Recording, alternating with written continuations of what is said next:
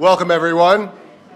I want to welcome you and thank you for joining us on this very special day, especially those of you who traveled some distance to be with us today. It's been really great to see old friends and colleagues and meet some new people who have been part of Elihu's professional and personal life. Welcome as well to the friends and colleagues of Elihu who were unable to be here physically today, but who will be watching through the live video streaming that we're doing. Before we get started, I wanted to take a moment to publicly thank Deborah Williams, Deb Porter, Waldo Aguirre, Rich Cardona,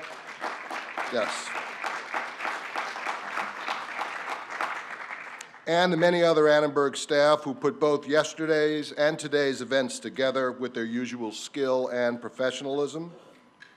Also want to thank Sharon Black, Deb Lupkin, and Jeff Pooley for all the work they've been putting into the developing of the Elihu Katz Digital Archive. Please join me in congratulating them for the work they've been doing. I hope all of you will have a chance to explore the preview they put together that is on display in the kiosks we have here and that you also had a chance to look at yesterday. And while we're here to celebrate and hear from Elihu, I would also like to publicly acknowledge Ruth Katz, who has played obviously a central role in Elihu's journeys and who is an intellectual force of nature in her own right. So, Ruth.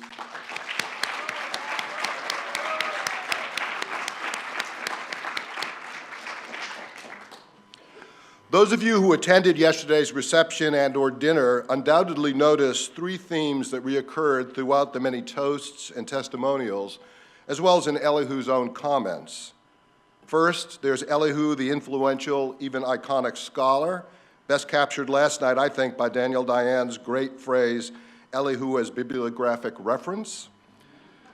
Second, Elihu, the committed and generous teacher, mentor, and collaborator, as represented in many ways, but in particular the comments by his former students, Chris Ali and Jatin Atra. And then, of course, third, Elihu, the funny, playful, dare I even say impish, colleague and friend, on display in Elihu's own comments and interactions with people yesterday. I can say from personal experience that all of these qualities are real in Elihu, and that there are very few people I know who can combine them with such ease, grace, and sincerity. I also suspect that all three of these qualities will be on display in today's colloquium. The title of Elihu's talk today is Commuting and Co-authoring: How to be in More Than One Place at the Same Time. In it, he will talk about his various moves, both among ideas and places, using it as a framework for the study and practice of communication more generally. Elihu's talk will be for about 40 or 45 minutes, after which we are fortunate to have two leading communication scholars and friends of Elihu who will provide their reactions, thoughts, and comments. I want to introduce the respondents now so that we can have more of a natural flow for the talk itself. First will be Patty Scannell. Patty is a professor of communication at the University of Michigan, where he has been since 2006.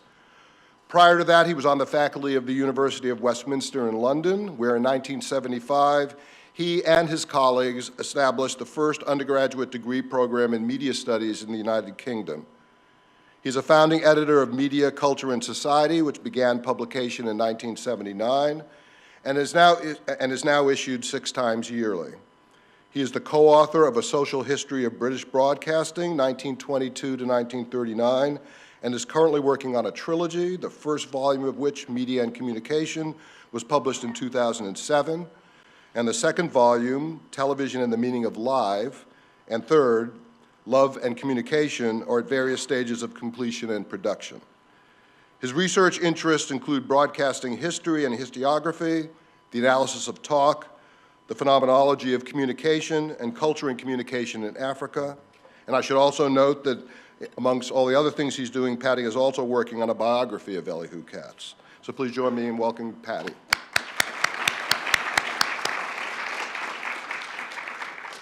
Following Patty will be Sonia Livingstone.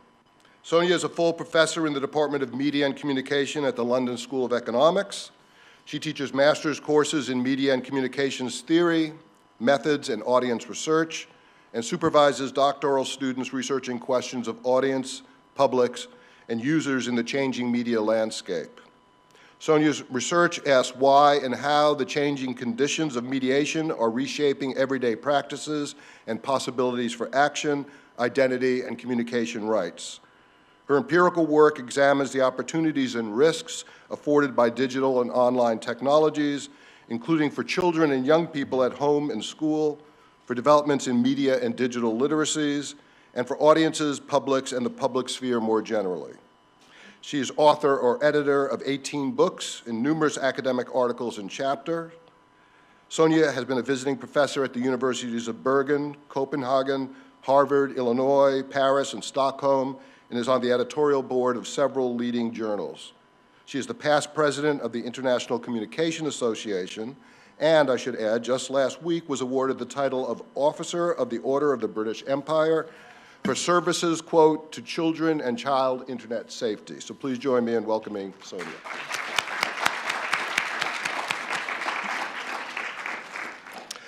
Lastly, let me note that Fridays at noon, the time we're meeting now, is the time we reserve at the Annenberg School for colloquia like this, albeit in a smaller venue. So thank you, Kathleen, for letting us use this wonderful space. And with slightly, emphasis on slightly, less elaborate food and absent such distinguished respondents. The purpose of these colloquia is to invite leading scholars of communication to talk about their research and engage in lively, often critical, but always constructive conversation with our graduate students and faculty. Recently, the faculty at Annenberg decided to make some revisions to this colloquium series, things such as adding an informal dinner the evening before with our guests, scheduling time for our graduate students to interact socially and professionally with the visiting scholar, and so forth. I mention this now because to mark these changes and signal the importance of the series, we realized it needed a name, something that captured its intent, to interrogate the central issues of communication and media studies from a variety of inter- and intradisciplinary perspectives and methodological approaches, doing so in a way that is informative, open-minded, and communal. That is both deliberative and conversational. What better name for such a series, and what better person to honor than Elihu Katz? So welcome to the inaugural gathering of the Elihu Katz Colloquia on Communication and Media Studies, and please join me in welcoming its first speaker, Professor Elihu Katz.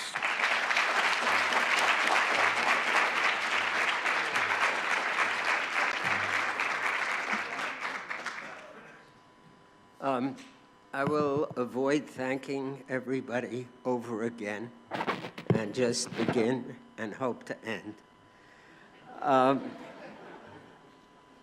The title should be amended to Communicating, Commuting, and Co-authoring. How to be in more than one place at the same time. And it says, this is the Katz archive speaking, I should say that. The Dean and Deb Williams can testify that I tried coaxing them into making this event a modest one. But as you can see, it was to little avail. So let me welcome everybody from far and near and proceed with the immodesty that the occasion seems to require.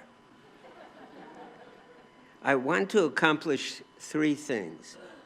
First, I would like to explain how I have managed repeatedly to be in more than one place at the same time without violating any rules, man-made or natural.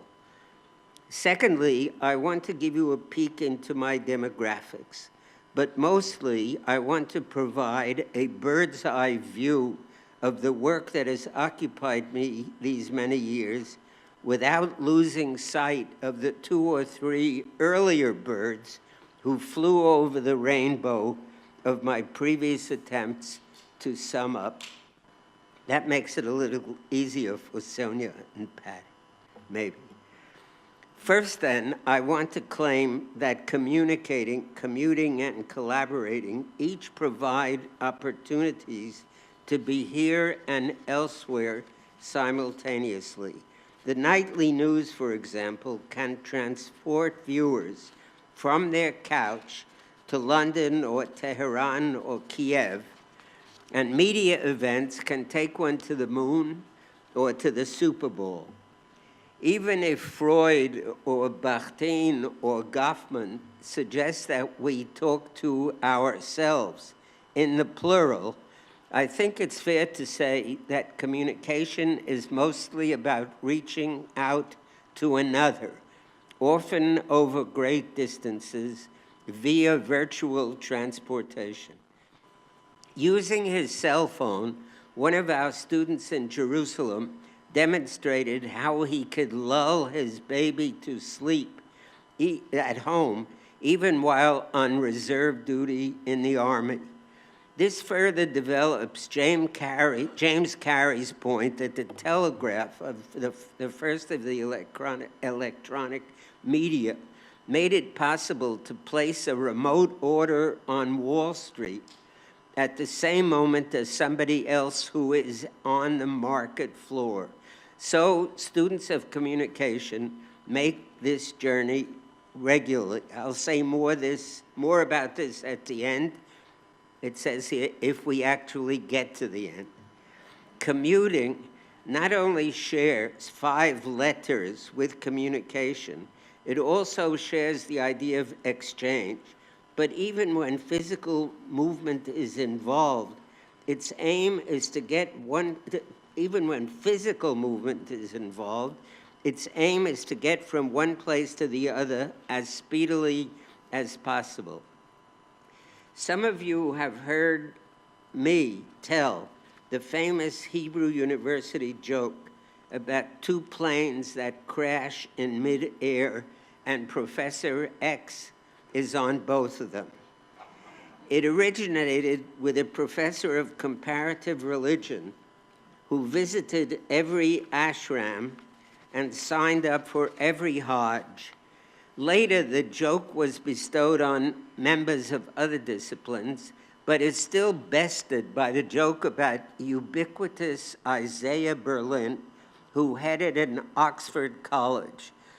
What's the difference between God and Isaiah Berlin is the question, and the answer is that God is everywhere, but Isaiah Berlin is everywhere except Oxford. That's it. Logistically, I must reveal that this feat can be accomplished thanks to the different academic calendars of different universities, but I hasten to repeat that I have not been guilty of this crime during my affiliation with Penn. Moreover, the mandatory retirement age in Jerusalem is 68, and somehow Kathleen Jamison knew that when she invited me to join the Annenberg team. Some of you may be thinking Captain's Paradise, but you have to be old to know that movie. But that's just a fantasy. Ruth and I have been together for 62 years without ever changing pictures in midstream. We began by commuting while Ruth was completing her dissertation at Columbia, and I had begun my first job at Chicago. Then we were invited to visiting stints in Jerusalem, and later began the reverse commute from Jerusalem to Chicago. I commuted from Jerusalem to London for a while, and then Jerusalem, USC, until I was traded, I like to say, it's really traded as if 2 baseball teams, from one Annenberg to the other in 1993, along with Larry. I then began 20 years of commuting from Jerusalem to Philadelphia, ending today. And then there's the third C, collaborating or co-authoring. I haven't counted lately, but I dare say that well over half of my publications are co-authored. I regret that collaboration does not augur well for longevity, or maybe my partners just wish to avoid this celebration, and I mourn them. But some are here, and I wish to salute them. They are living proof of how one enters a co-author's mind, not only emerging mutually enriched, but emerging unsure of who proposed which idea, when and where, Daniel Dayan, wherever he is, will agree. I believe we produced our book in Jerusalem, LA, Paris, Philadelphia, and Italy over a period of 15 years. Now to demography. I was born and raised in Brooklyn, some years ahead of Howard Pack, studied at a bilingual Jewish day school, co-edited the Midwood High School Argus, began a BA at Columbia, was drafted and trained by the US Army as a Japanese interpreter, and returned to Columbia from Japan in 1946, GI Bill in hand.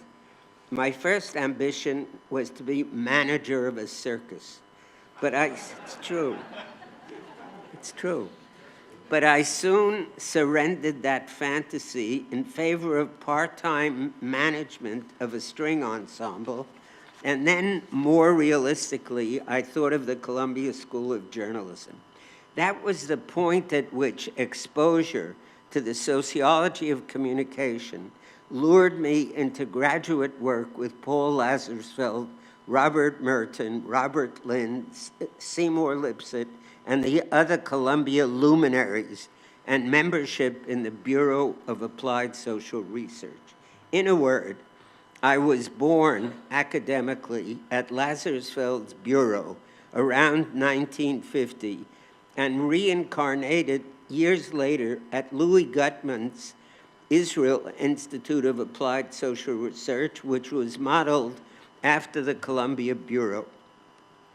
The idea of a university-based laboratory for empirical social research, sponsored by grants and commissions from clients, was an original one, combining both academic rigor and usefulness. Most of the faculty of the department and their wives held posts at the Bureau, about which Peter Simon has much to say. Peter Simonson. My first assignment at the Bureau, I recall, was to apprentice in a study for the Voice of America of public opinion and communication in 4 Arab countries and in Greece and Turkey, which Daniel Lerner later incorporated in his classic book. Leo Lowenthal of Frankfurt fame was also affiliated with the Bureau at the time and was rehearsing for his surprising assignment as research director of the VOA, the Voice of America. As Lowenthal's student, it led me to my second assignment, my MA thesis, on fan mail to a radio talk show, a thesis that was recently excavated by Patty Scannell and published only recently by Larry. And then came the big moment when Lazarsfeld invited me to tackle a draft of his study of women in Decatur, Illinois, who were asked to reconstruct the sources that had influenced their recent decisions in realms such as consumer goods, fashion, movie-going, and a then-current municipal referendum. The study was a return to Lazarsfeld's earlier work on voting decisions, in which the idea of a 2-step flow of communication from media to opinion leaders to their networks was floated. The idea was floated. Field work for the study was completed before my arrival on the scene, and my job was to do some additional analysis and to edit the messy manuscript of which others, more distinguished than I, had despaired. Somewhere along the line, I was invited to produce an introductory essay on the ostensibly paradoxical idea that so-called small groups research could illuminate the process of mass communication. The marriage of these two seemingly opposite traditions, mass communications and group dynamics, became my dissertation and part one of personal influence, even if Jeff Pooley thinks that we understate the insights of Edward Shills. I was thereupon crowned co-author, though it is still a mystery why Lazarsfeld insisted that my name precede his. Alphabetical order, not very likely. The continuity of studies at the Bureau, theoretically and methodologically, seems amazing retrospectively, since the organization was so oriented to ad hoc projects that were commissioned from outside. Clients like Time magazine, for example, thought there was profit to be made from Lazarsfeld, Merton, Charlie Wright, somewhere, and others who researched the idea that interpersonal networks had a share in the flow of mass communication, even if they mitigated the powerful effects that the then theorists of mass society had attributed to the media, radio at the time. The culmination of this series at the Bureau was the study of the adoption of a new antibiotic among 4 communities of medical doctors. In this study by Coleman, Katz, and Menzel, and in later work, Lazarsfeld's original interest in decision-making. Note, not persuasion. I think Lazarsfeld was interested in decision-making, morphed into the study of the diffusion of innovation. In effect, the Bureau shifted emphasis from individual decisions to the spread of something new over time via media and interpersonal networks. This paradigm has gained even greater attention over the years in that the computer now enables us to map structures of interpersonal relations far beyond the 2 steps with which Lazarsfeld began. More than that, it proposed a new balance of power between audiences and the media. A second thread in those Bureau days was based on the related idea that the audience was not waiting at the ready to be influenced by every utterance of the media, but exercised selectivity in exposure, perception, and retention of media content. Here again, the audience was reconceived of having power of its own. Early work by Herta Herzog and other Bureau affiliates made this point. That's where the word gratifications first surfaced. It answered the question, why tune in, before asking about effect.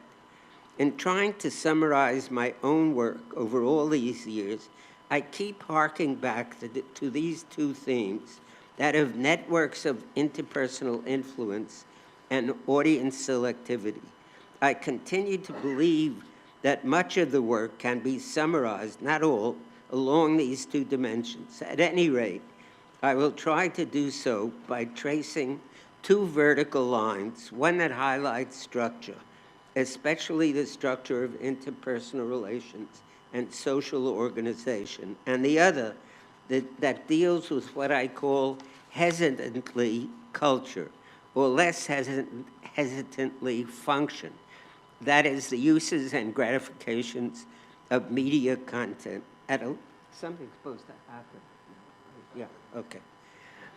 At a later point, thank you, Deb, I will bisect these 2 lines with a horizontal line, the one in the middle, explaining, I can't manage this technology, slides, explaining how I moved from being a social psychologist to being more of a sociologist.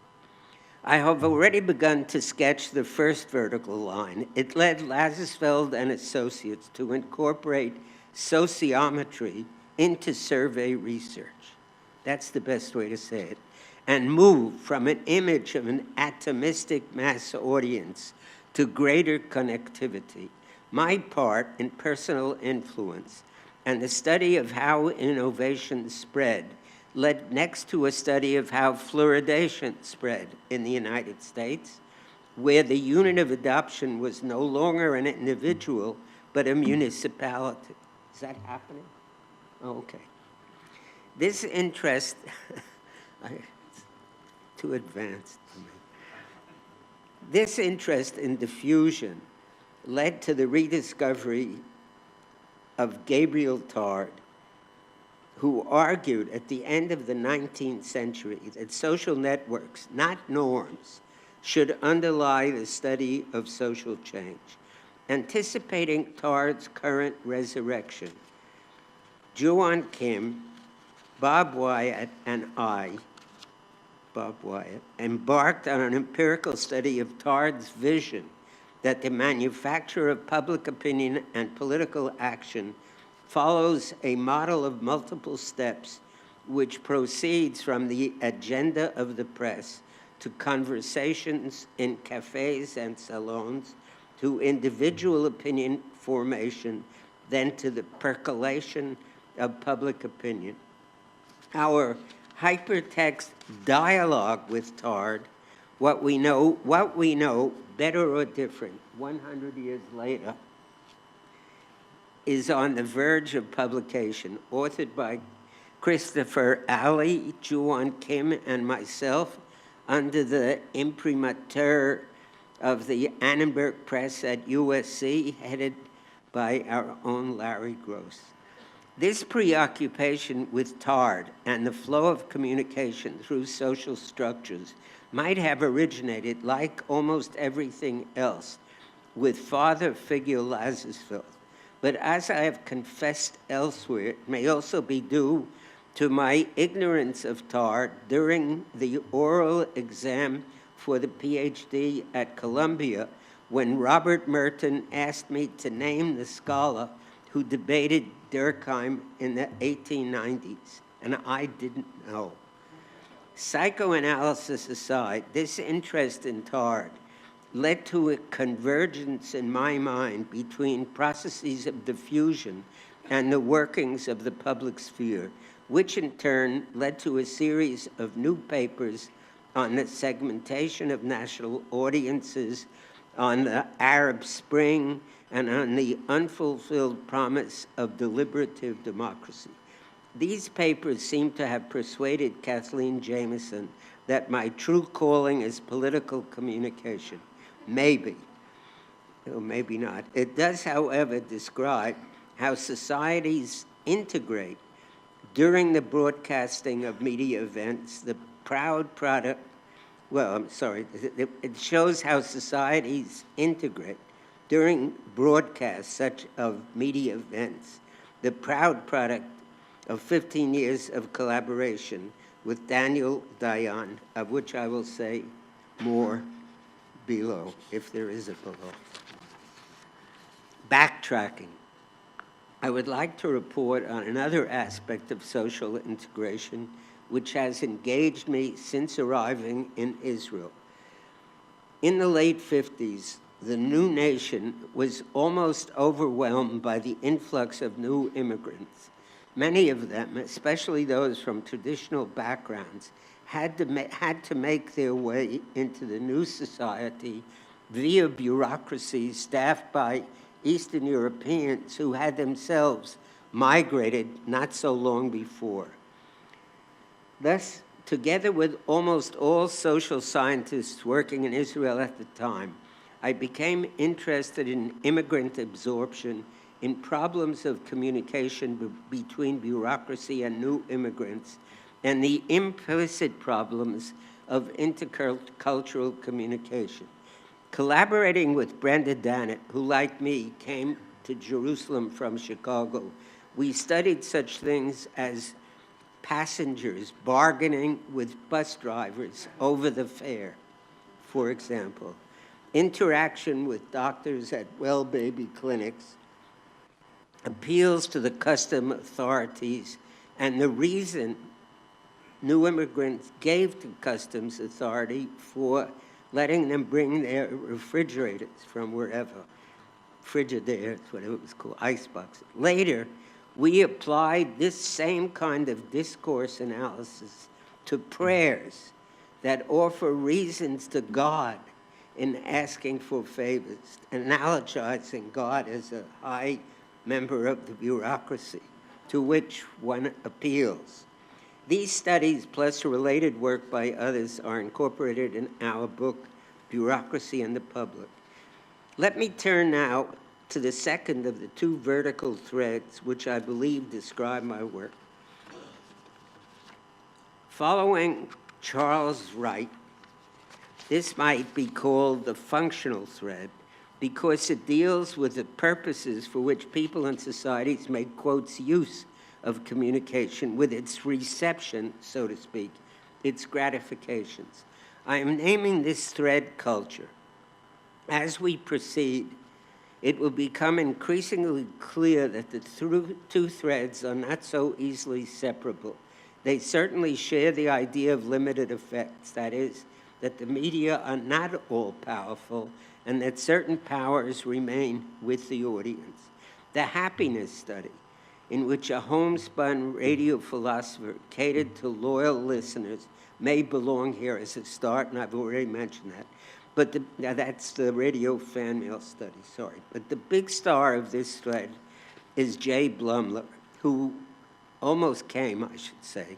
I had talked him and a lot of other people out of coming from London or from Seoul, Korea, and so on. So I want to emphasize that he's the star of what now I will say.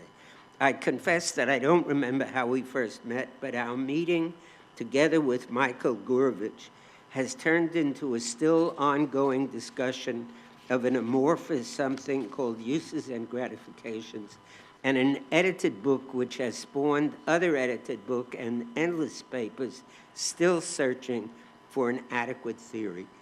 We began by recalling Herzog, Cantrell, Lloyd Warner on soaps and quiz shows, on early studies on the uses of media in wartime, on uses of action programs by isolated children, on adolescent uses of popular music and the like. Gradually, we became aware that attention had been overly directed to individual functions rather than to groups and whole societies.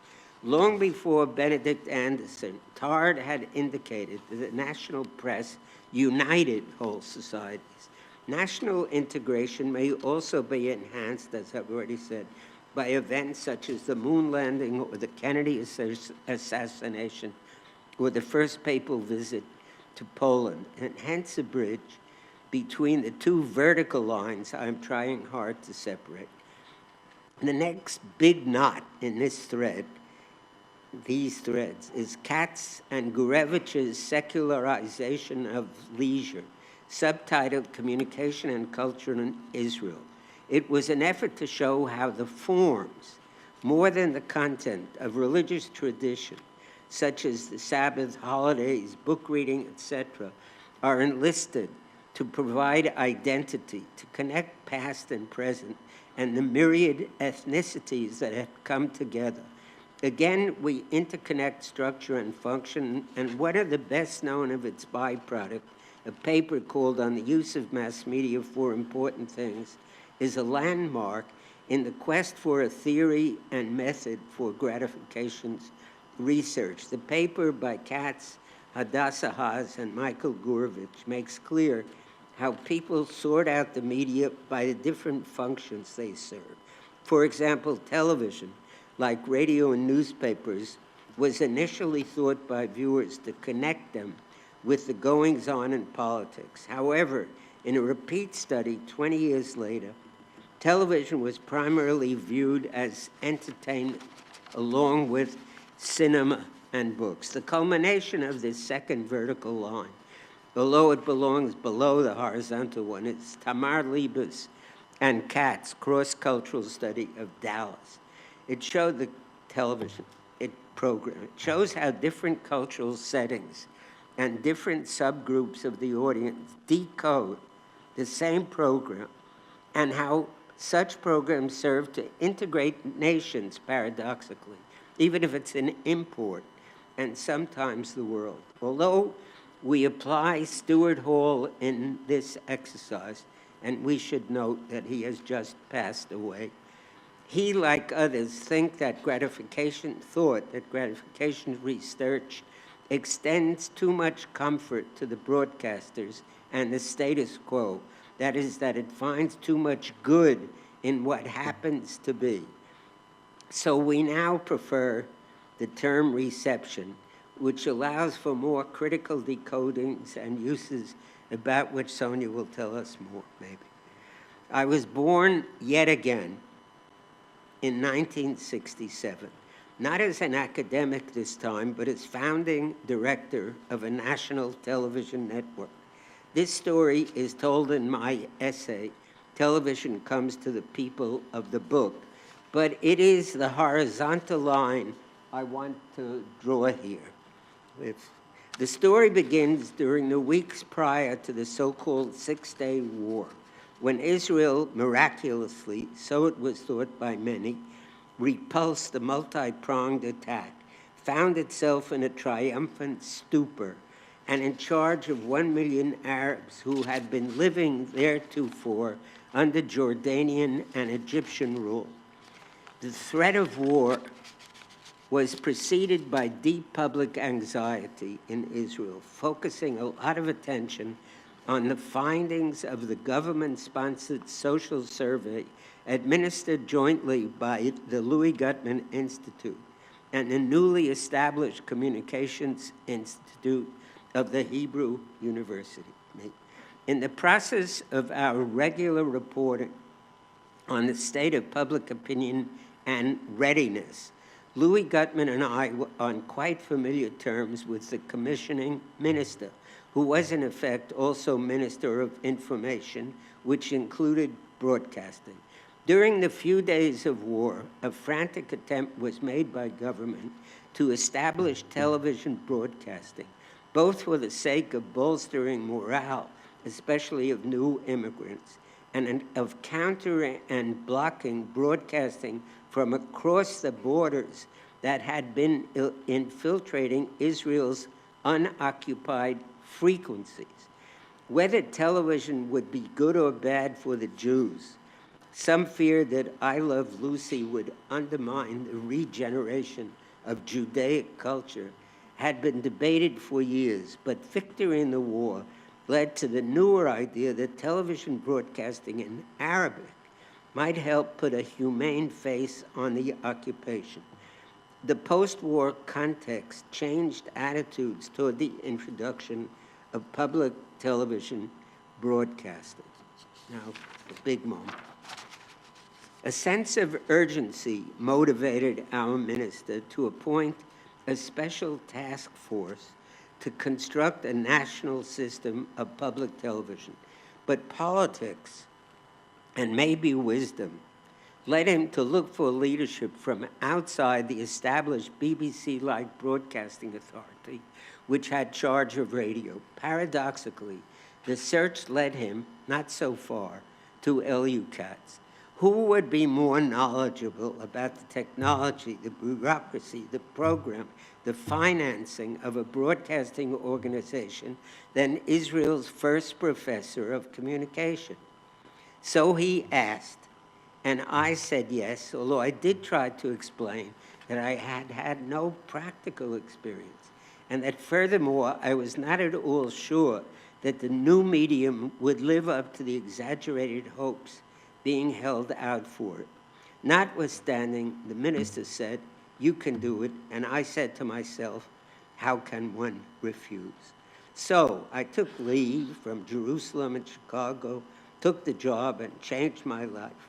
It's a good story that I and 3 or 4 dissertations have already told, and I won't repeat it here. I will only report that in less than 2 years' time, our team of some 100 Israelis and a score of semi-experts from abroad launched a national TV service broadcasting 3 nights a week in 2 languages and no Lucy. We also found time for a lot of sparring with the Broadcasting Authority, which had been authorized to review content, with radio personnel who wanted television jobs, with Hebrew news editors who refused to be scooped by the early evening news in Arabic, and with the unsurprising reluctance of the ministry to transfer the surprisingly big monies involved. Although it was exciting and illuminating to be on the production side, I resigned in a fight after less than 2 years, returned to academia, and began to perceive myself and to be perceived by others as an institutional sociologist of communication. At least that's my best explanation. This is a horizontal line we're now crossing. For one thing, I teamed up with George Waddell, professor at Manchester, whose experience had somewhat paralleled mine in his capacity as one of the founding directors of England's second TV authority, the commercial one. We both were curious about how television broadcasting was diffusing around the world and the role of New York, London, and Paris in this process. We applied for and got a grant from the Ford Foundation via the International Broadcasting Institute, with which we divided the third world between us in order to delve into the promise and performance of broadcasting in a dozen developing countries. Dov Shinar and Michael Pillsworth were our deputies. A second, nearly simultaneous development will make this point clearer. Every decade there is, or used to be, a high-level review of the state of broadcasting in England. Each of the players invests large effort in making an impression on the commission, in this case, the Annan Commission. For that reason, the BBC was looking for an outside expert to, in effect, answer the question of what the corporation, department by department, knew about its audience. They asked Joe Clapper, a predecessor at the Bureau and then Director of Research at CBS, but he was unavailable. So they asked me, another coincidence, taking account, of course, of my world-renowned reputation of 18 months of familiarity with both sides of the camera. They assumed, I later learned, and Patty will confirm, that such a person might be critical but also sympathetic to management. So naturally, I again said yes. The BBC was my dream of a broadcasting organization and remains so. I spent 1 week per month commuting from Jerusalem to London for something like a year and a half. This is going more slowly than I thought. I'm sorry. I don't know who's in charge of me, but two more projects began in the 80s and also were more systemic in nature. They include aspects of content production, audience, as well as cultural context. Both have already been alluded to. One has to do with the way in which the nighttime soap Dallas conquered the world, partly due to the flexibility with which it can be decoded, an idea that Sonia Livingstone has also worked on with respect not only to Dallas, but to Coronation Street. The other project, best known of all, is Media Events. It analyzes the characteristics of a television genre that demands almost religious attention. Diane and Katz call it the live broadcasting of history. This, too, I believe, represents the new Katz, with a broader institutional perspective, a brilliant partner, and a great reviewer. The genre embodies the kind of powerful effect in the short run for which we have been searching, which we sort of ruled out. An experience that calls whole nations, sometimes the world, to attention, one that overcomes selectivity and energizes social networks. Such events can have major effects on public opinion. We are rightly criticized, I think, for understating the nationalistic bias of these events and their hegemonic striving sometimes, and also for emphasizing well-rehearsed ceremony, but not the live broadcasting of disturbances, interruptions, as in disasters, for example. natural or man-made. In reviewing work on television and its effects, limited and powerful, I concluded my essay in the volume with Scannell on the, quotes, end of television, that the major effect of broadcasting was to move, the major effect of broadcasting, according to Katz, was to move politics inside the home. That is, off the streets and into the home. This had the consequence of both connecting viewers to worlds far outside themselves.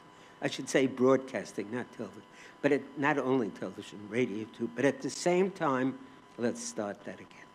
This had the consequence of both connecting viewers to worlds far outside themselves, but at the same time neutralizing their participation. This idea had popped up now and then, first in Lazarsfeld and Merton's narcotizing, later in Gerber and Gross, heavy viewers trapped inside television reality, and in Putnam, Iyengar, Boltanski, and others who lament this seeming impotence. By contrast, consider the social media. This is sort of the only new idea in this talk. If mass media move people inside, social media mobilize them to go out again, to protest or to occupy, etc. If mass media squashes political participation, social media empower. If mass media connect one to the big world, social media paradoxically seem to make the world much smaller, much more about self, or so it seems to me, at least so far. I don't know. Well, anyhow, here's where we come, I'm almost done. Here's where we come full circle, returning to Tard, who anticipated this movement in and out. He virtually defined deliberative democracy by reference to the fact that even while creating an imagined community, one reads the newspaper alone, often inside, then goes out to join a conversation about the news in a cafe from which public opinion percolates and circulates. 3 contents and 3 or 4 generations separate us from Gabriel Tard and from each other, but this is the subject that Christopher, Ali, Juan, Kim, and I have been discussing with Gabriel Tard over the last few years. Chris in Virginia, Juan in Seoul, and Katz in Jerusalem. And we invite you to buy the book and join the conversation. If that's not global enough, wait for Blondheim and Katz on communication in the ancient Persian Empire, as chronicled in the biblical book of Esther. And note the immediate relevance of the title of one of our first essays, A Home Away from Home, which is the point of this talk. I wrote at this talk to stay within a reasonable time limit rather than ad limit, which would take me, not in order to impress anybody but me. Rereading it now, I see that it asks 2 questions that remain unanswered. One question in part 1 relates to Lazarsfeld, for whom this talk, I'd like it to be recorded, is a kind of memorial. The question is, why did he anoint me to continue his famous but short-lived interest in communication while he went on to other things? The second question arises from part 2, and it is, how did Professor Ruth Katz put up with all this commotion for 62 years? Thank you very much.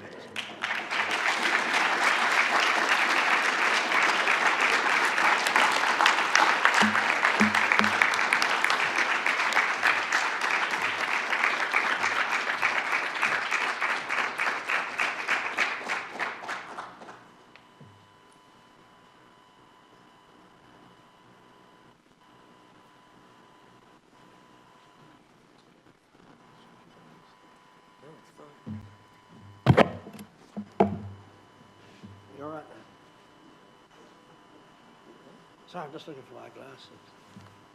I always forget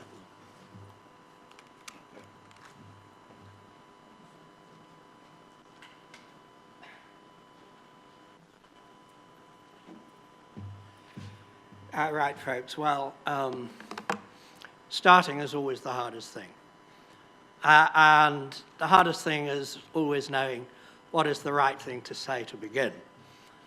And I feel the right thing to say to begin is how personally glad and happy I am to be here speaking about this person sitting beside me.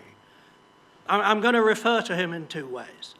I will speak of this person sitting beside me from time to time as Elihu, my friend, and I'll also, I think, find myself referring to him from time to time as that bibliographical reference that Daniel Diane mentioned, Katz, the Katz who refers to himself in the third person, as Sharona reminded us yesterday. So I'm going to talk about Elihu, my friend, and Katz, the world-renowned, distinguished author of many books and many articles.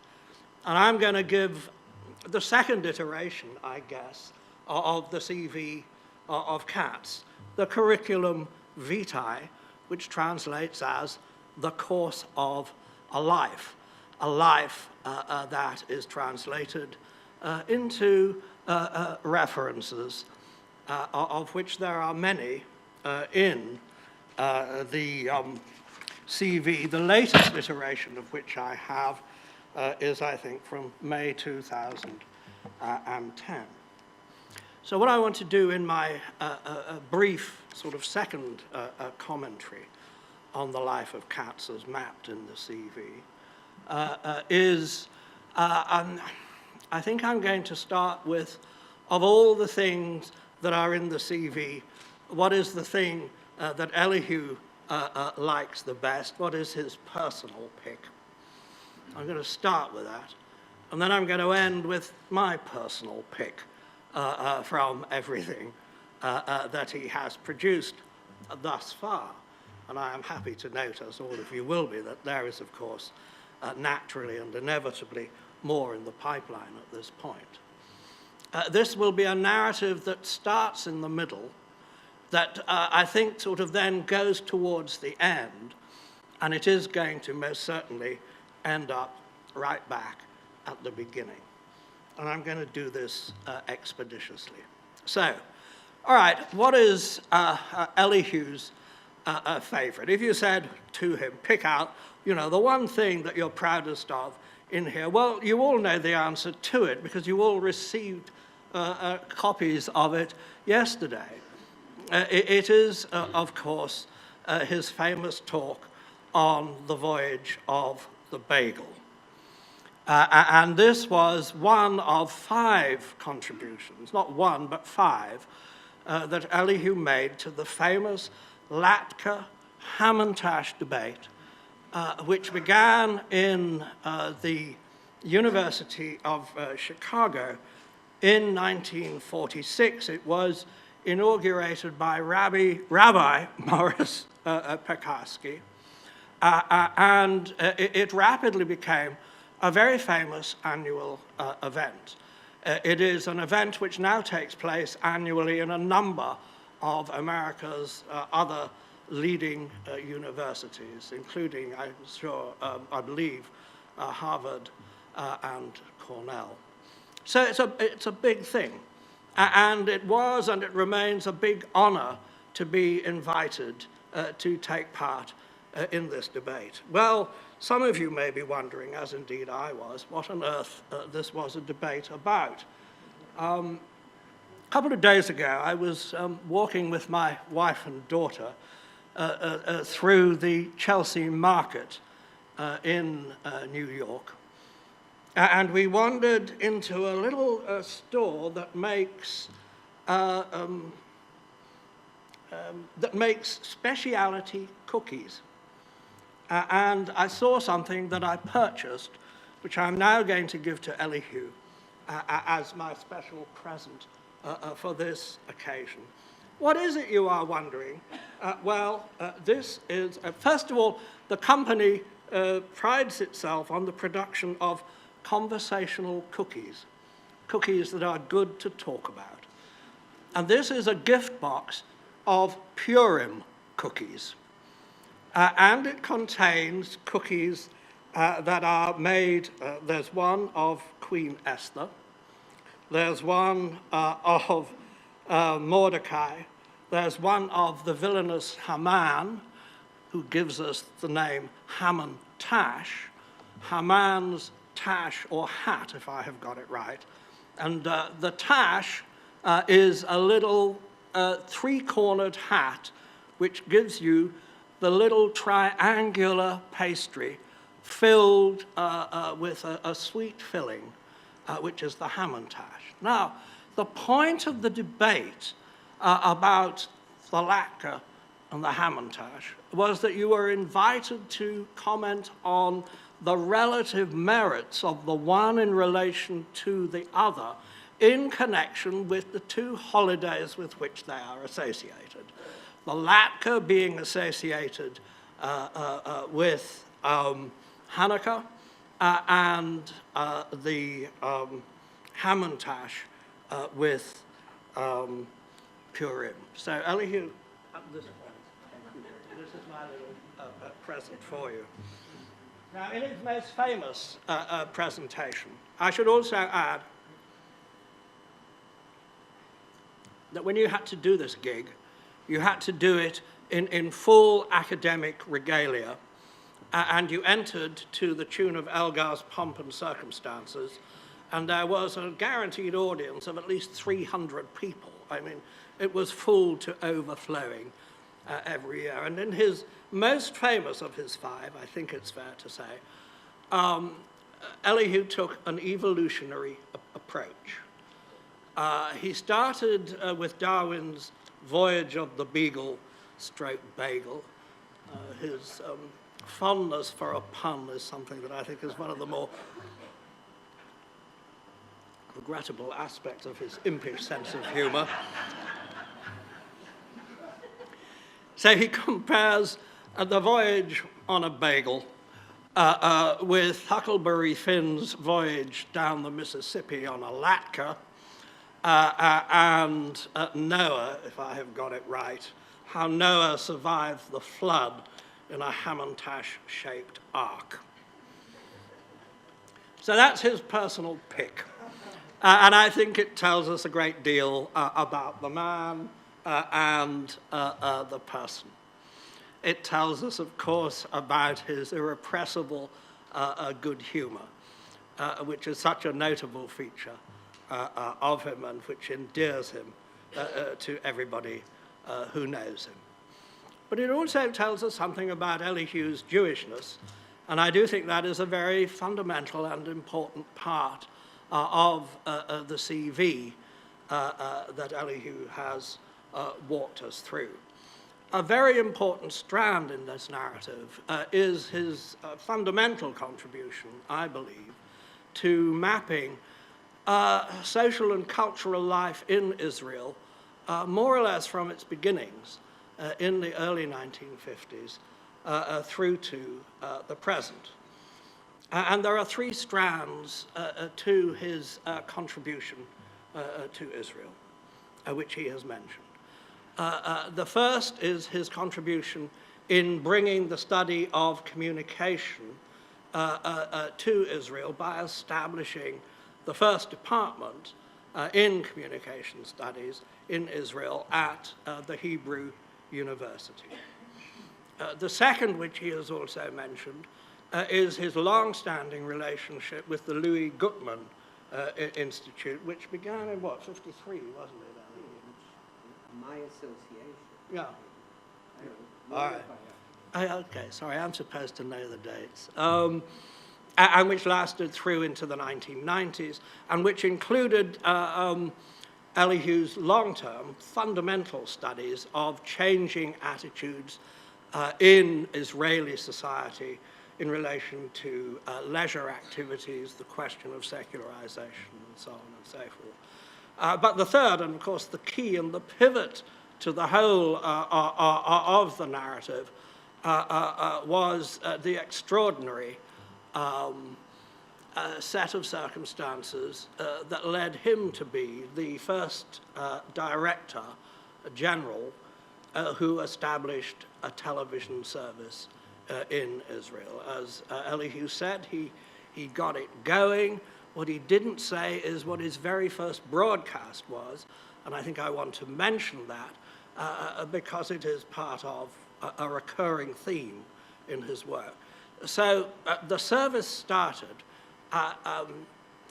almost a year from when you took the job on, Elihu, and it began with a classic television media event.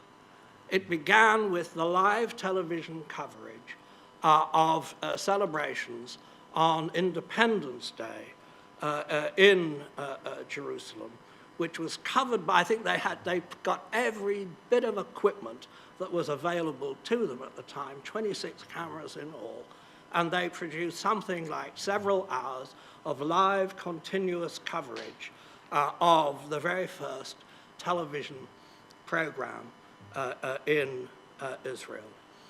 And as Elihu has said, and he's right to stress that this is the pivot in the narrative of his life, that before this he is an American social psychologist whose work is crucially focused on sociometrics and interpersonal structures, along with the diffusion of innovation. And afterwards, coming out of his work in establishing television, he becomes an internationally renowned scholar of television.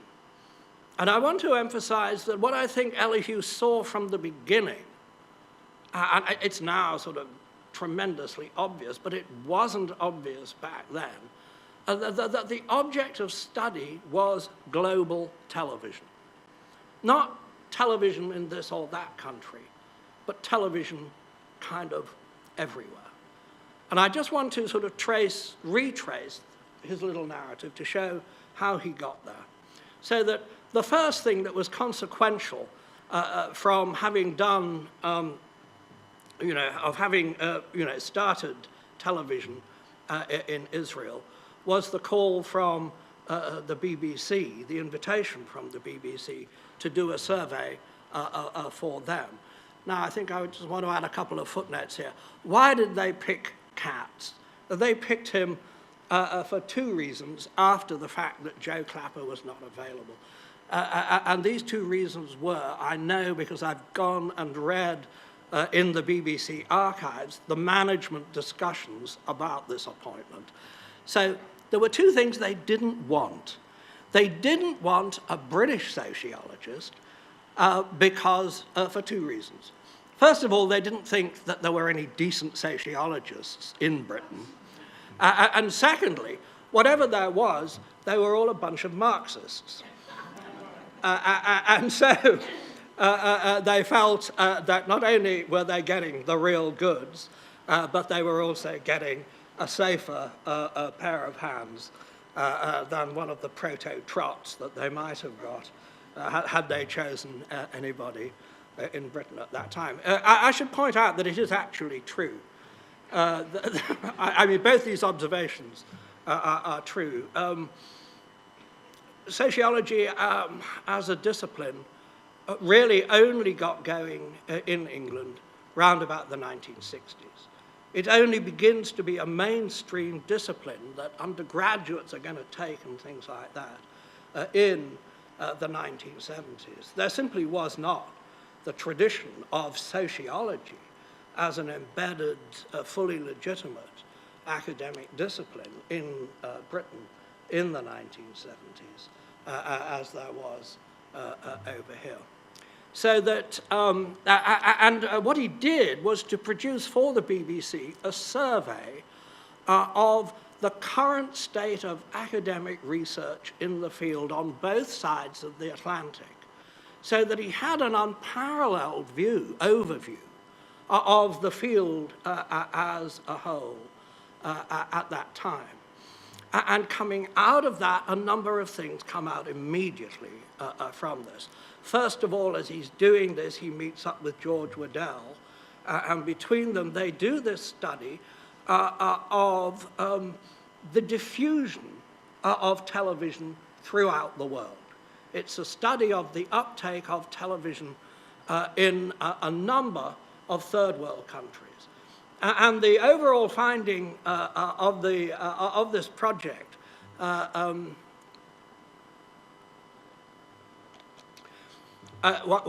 was twofold. First of all, country after country promised that they would provide a national service that was going to inform and entertain and elevate the cultural standards of the country. And country after country, within 6 months, found that all it was doing was playing American primetime television content. Elihu wanted to call the book Waiting for Kojak. And Waiting for Kojak is, of course, the cue for the next study. It follows as the day, the night, that after thinking that, what would he turn to? The most famous of all American primetime shows, namely Dallas. And the point of studying Dallas was to study Dallas as a global phenomenon. That this was the program that aired in the 1980s in 150 different countries worldwide. Again, the project was to do it as a comparative study, the reception of Dallas in different countries around the world. But in the end, funding was difficult, and so it became a study of its reception by different ethnic groups in Israel. And as a sort of an appendix, I think it is there in an appendix, they tried Japan as well, but the show, if I remember correctly, totally bombed in Japan, the one country in the world where they couldn't understand what it was about at all. Meanwhile, as this was going on, the fourth strand in the work that immediately comes out of the turn in Katz's life is, of course, the capstone study, which unites all the ongoing work on television, namely the study of media events, which he and Daniel Diane worked on for, as Elihu has said, for nearly 15 years. I think it is a wonderful book. I mean, for me, that's what attracted me to Katz. I mean, I read Katz backwards. I start from media events, and I kind of work backwards to discover how, sort of where he began and what he started from in order to see where he ended up with media events. So that's, I think, the high point, if one had to pick out the highs. The two most famous individual works are, of course, Personal Influence, which is where we start in Columbia, and I think, so to speak, as we move through 40 or more years, we end up with the capstone study of the global phenomenon of television in media events. Okay, all right, it's time to wrap. So I'll cut to the chase, and I'll now go to my personal pick of all the things that Elihu has written that I personally like the most. And it takes us back to Columbia, and it is, in fact, his MA thesis, the thesis that he did under the supervision of Leo Lowenthal and with advice and support from Herta Herzog. And it's the topic that I think is so wonderful. And I didn't believe him when he told me. He kept saying, I did this MA. He kept saying, maybe you should read it. And I said, yeah, sure, what's it about? And he said, it's about happiness. I couldn't believe it. Because it's such a wonderful and, to me, completely unexpected thing. And it is a beautiful study of a radio program in which listeners were asked by a popular broadcaster, a man called Ted Malone, for a whole month to keep a little diary in which they noted when they felt happy. And at the end of the month, they were asked to write into Ted and tell him about their happy moment in the month of February 1948. The Bureau got hold of the correspondence that the listeners sent into CBS, about 2,500 letters, a sample of about 10%, about 250 letters, were carefully analyzed by Elihu. And what does he find? He produces a brilliant quadrant which enables you to produce a fourfold structure which positions almost all of the contributions. And there are two binaries. The first binary is happiness as something that you make to happen, as distinct from happiness that happens to you.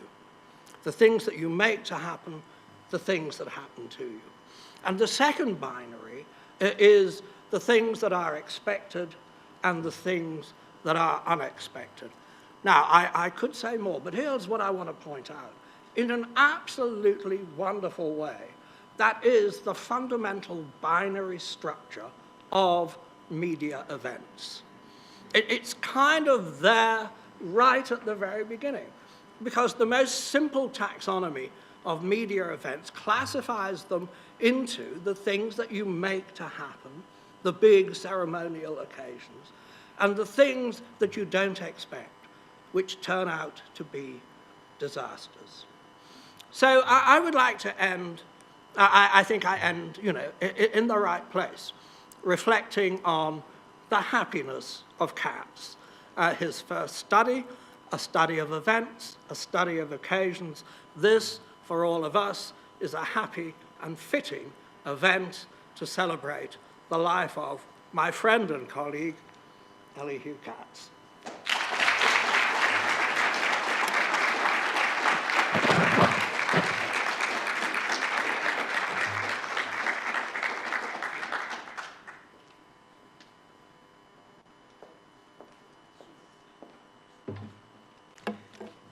Does everyone want to stand up and wave their arms around just a little bit? This is a lot of sitting.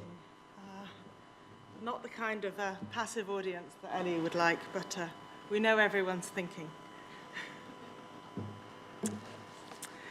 Okay, well, I'm going to organize my comments and responses around three concepts: commitments, disciplinarity, and legacy. And I want to say something about each in relation to Elihu's reading of his CV.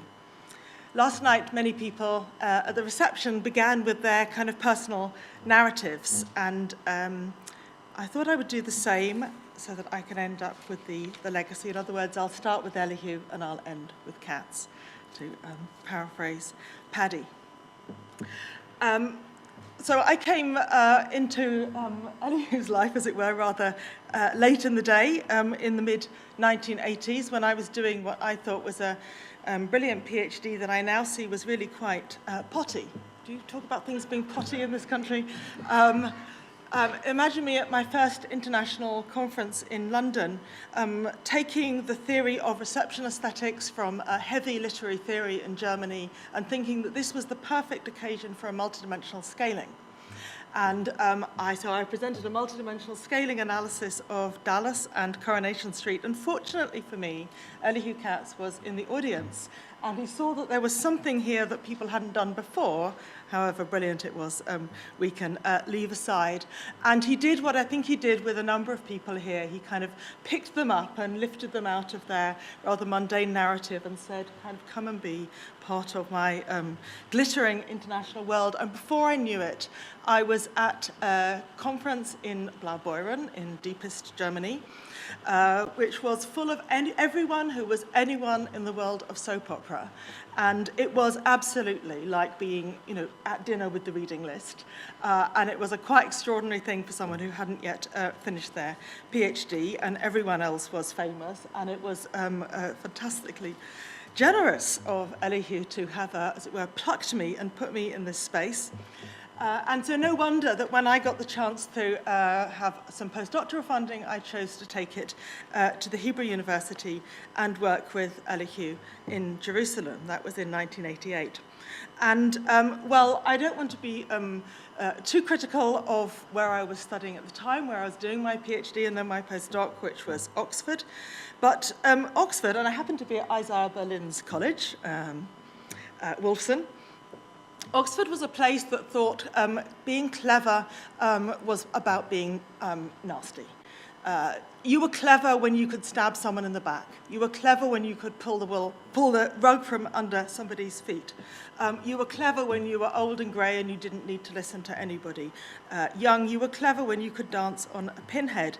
And this young woman doing this peculiar hybrid thesis in the Department of Experimental Psychology, studying Coronation Street, the lowest of the low in British culture, seemed definitely very peculiar. And it was just like coming into the sun for me, coming to Jerusalem that summer in 1988, and learning that clever meant convivial. Clever meant being with other people who had interesting ideas, and they wanted to hear them, and they wanted to hear them now, and you'd better be ready. You'd better have kind of read the latest book and know what you thought and have something to say. And everyone was going to listen and develop the ideas collaboratively, and that was exactly how I spent that summer. I was very warmly embraced in the way that I know many people here have been. It was exhilarating. And now I see, of course, that was quite an extraordinary time for Elihu Katz. I mean, it took me years to realize that he had an independent life. He wasn't just kind of shining the sun onto mine. And that was, of course, the time when he was working with Tamar Libas on the export of meaning. He was working with Danielle Dayan on media events. I know I shouldn't have been happy that summer because it was also the time of the first Intifada, and everyone was shouting at that television set that you had put in their lives. The politics was tough, but what it meant was that everybody talked, and it was actually quite an extraordinary period. So it was a year later, I went to my first ICA. The experience of Europeans going to ICA in those days, and perhaps a little bit still now, and not many of us went, was of profound alienation, of being left on the corner of the room, unable to speak to the reading list you saw before you because you had no idea how to begin, and they said, "Where are you from again?" And again, Elihu kind of took me under his wing. He introduced me to everybody. He took me out to dinners I couldn't afford and picked up the bill, which was very much appreciated. Enacted through his actions, I think, two things that are really important. One is that he has always listened to young people. And I think many of us, we tell these stories about our youth in relation to Elihu very often. We were kind of discovered, picked up when we were young because he listens to young people. I think he doesn't see national borders, or he's certainly not going to be impeded by them. So developing these international collaborative conversations was very important. So why do we all want to tell these stories? And I notice that we do all want to tell these stories. Many people here have their story. I think we want to tell them because for many of us, our careers have been marked by a loyalty to Elihu Katz. He has been, as it were, the magical helper very often in our personal narratives. But also, of course, he has been loyal to us. And I think that's also been a kind of fantastic privilege for many of us, that he doesn't pick us up and drop us like some I won't name. he picks us up and he keeps us, as it were, in his room of people that he would like to talk to and come back to. And I think for that reason, many of us have internalized him. He doesn't want to get psychoanalytic, and nor will I, but many of us have internalized him as a kind of internal interlocutor. I think Barbie said something like this last night. So often when I'm trying to write something, I kind of imagine Elihu's furrowed brow as he listens to my too many words and my too complicated bits of jargon, and his frown gets more and more, and eventually he actually turns away as if he really doesn't want to hear any more of this. And you learn to distill your argument and get to the key point and to deal with the competitive responses that are going to come to you. More importantly, I think, you learn to focus on what's important, or at least what you hope to be important. And I think that's going to bring me to what I wanted to say about Elihu's commitments, my kind of first main point. In an earlier version of the paper that he presented, Elihu writes that Dan Caspi has said of his career, he knows when to leave. He finds where the action is, and he knows when to get out. I'm not sure that's the most important thing to say. I think the important thing to say is Elihu Katz knows where the action is, and he knows when to start. He knows when to get in there and to start to contribute and to make something happen. And that's where I see, if you look at how he has picked up the different topics and different projects over his extraordinarily varied career, it's often about finding where the action is, where something is happening, where people are beginning to argue and debate and kind of build some new sets of argument that he hopes will be consequential. So in terms of his commitments, well, I see Elihu Katz as a kind of worried optimist. And in these cynical times, it's wonderful and inspiring to find somebody who always expects the best out of people, though, of course, he doesn't always find it. He always expects people to be talking, thinking, debating, sharing, reflecting upon what they belong to and what it means.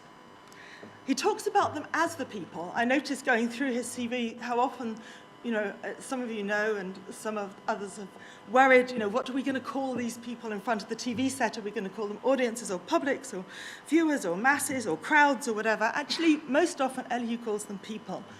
And I'm going to come back to that when I say something about disciplinarity, because I think the word people, the most ordinary, the most prosaic, communicates the best, of course, beautifully captures the individuality of all the people who comprise the people and also captures their collectivity. And that tension between their individuality and their collectivity, I think, is what is very important to him and what allows him to, as it were, expect the best of them. He also expects the best of the media.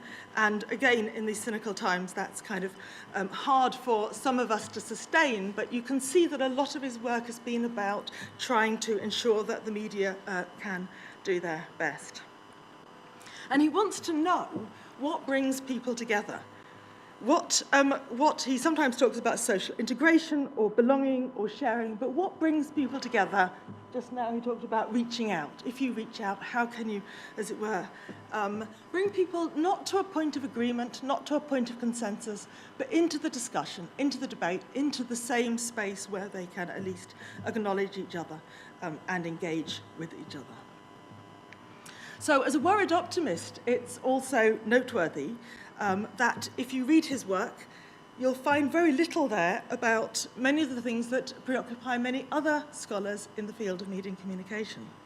There's rather little about crisis or hate or strife or exploitation or domination or misery, many of the themes that dog the work lives of many scholars, except, of course, by implication. And so what I see as his real commitment is, of course, he's perfectly aware that the world is a revolting place and people are horrible to each other and a million terrible things are happening. But what he does is he sets his face, as it were, towards the constructive, towards building the bridges, thinking about a rational public sphere, building the institutions that can do better, building the young generation of new scholars who can work to study and defend the academy in the future. So that was commitment. I want to say something about disciplinarity.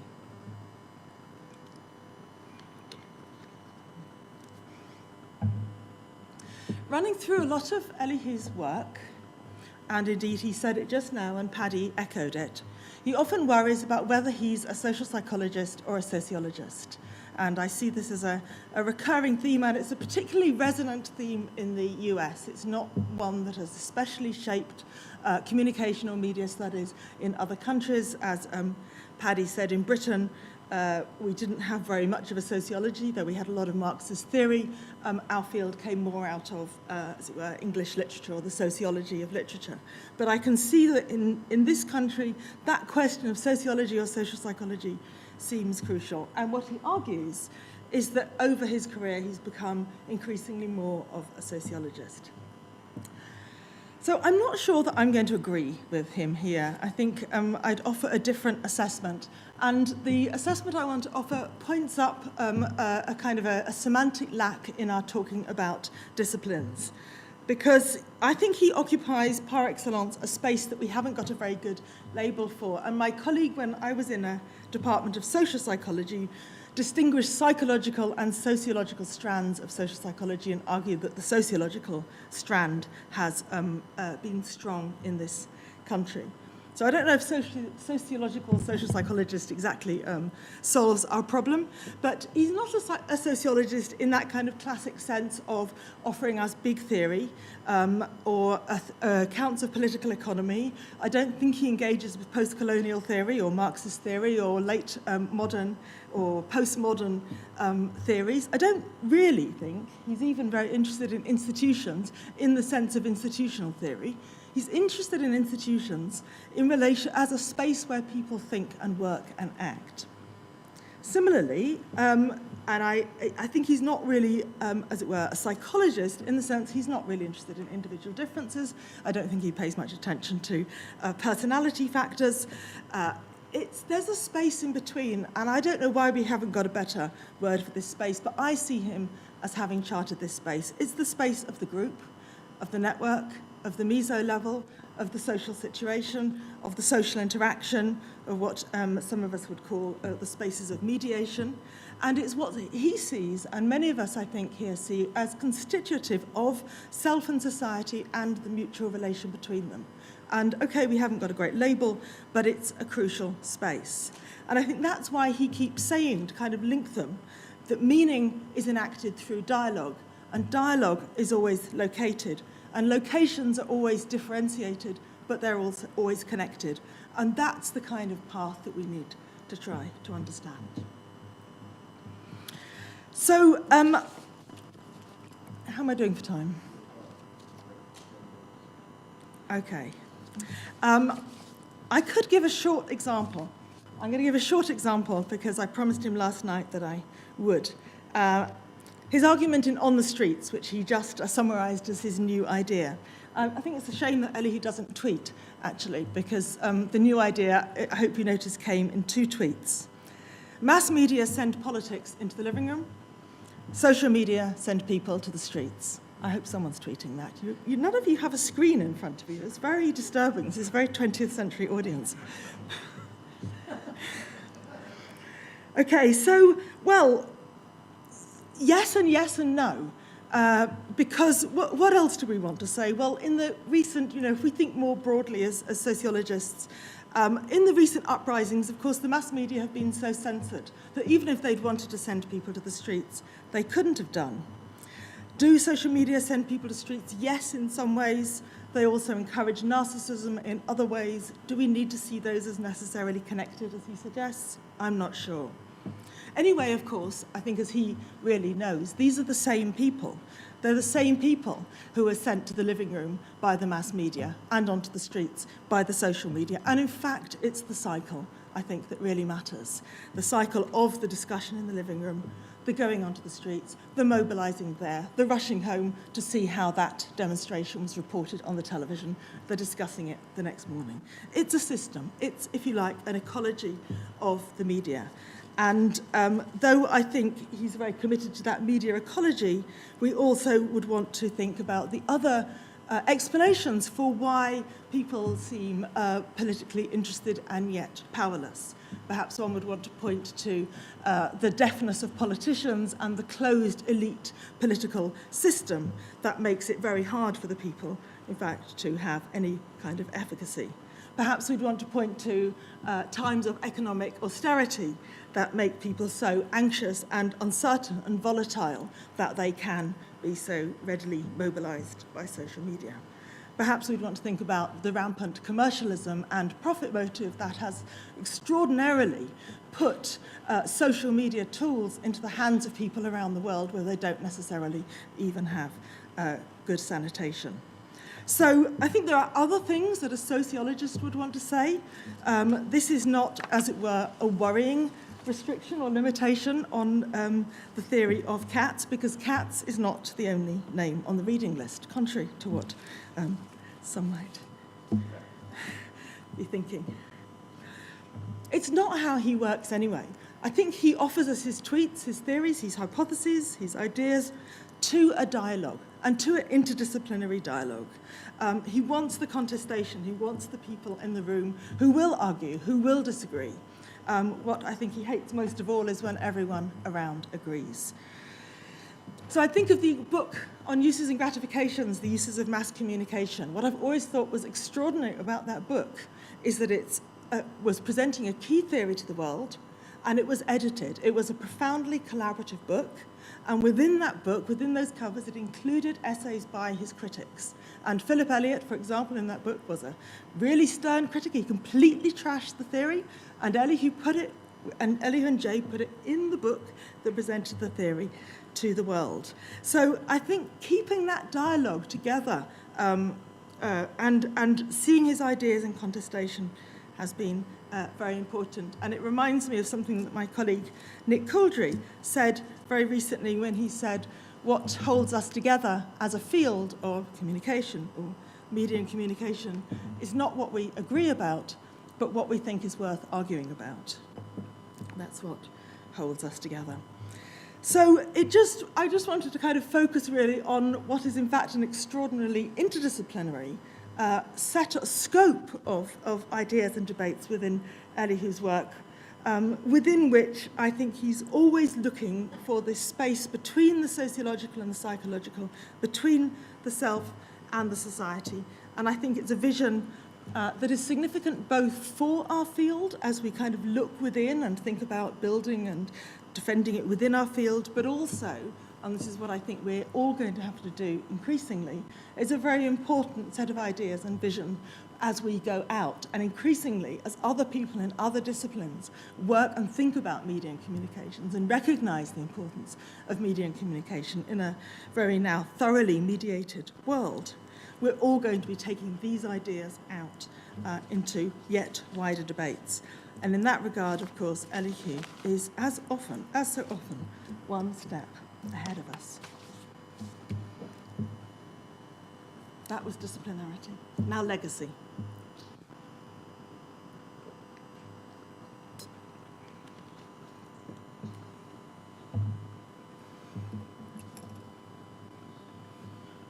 So it's, I think there are many Katzes. Yes, I can move between Elihu and Katz, but the problem is that there are many Katzes, whereas perhaps there is only one Elihu. And there are huge and varied writings, and it's sometimes said, okay, so where is the Katz theory? What is the legacy? Well, we met over Dallas, and as the Ewings knew very well, managing the legacy is a tricky business and very hard to control. In fact, they spent most of their time trying to do exactly that and failing. That was the entertainment. So I'm reminded, for example, of his recent spat. May I call it a spat with Henry Jenkins? I think I can because I talked to Henry about it yesterday, in which it turned out that Henry Jenkins was not eschewing or critiquing diffusion theory when he wrote about spreadable media. He simply hadn't come across it. He simply came to a similar point where we all have a conversation together from such a different starting point that diffusion theory was not especially on his radar. The question, I think, when thinking about legacy, is how do we decide, as the whatever the older generation is, what to pass on to the younger generation? And how does the next generation, whoever they are, and we're all both, of course, how do they decide what to take? And the story of Dallas is that the progenitor, the father, cannot control this process. And the story of reception theory is that the next generation will be selective and motivated, and they'll take what they want, and that's that. So, and I speak now as the next generation, and this is what I'm going to take. But I'll note first, and I will take my starting point in what I think is the legacy from Elihu himself, because also like all good progenitors of a field, he has written a will. And in his will, he has written one word, and that word is tarred. And I take that as the legacy. Yes, thank you, good timing. So I'm glad that Paddy mentioned the 2x2, because I think many of us think in terms of 2x2 boxes when we think about Elihu, but I'm now going to think for the next 5 minutes in terms of triangles.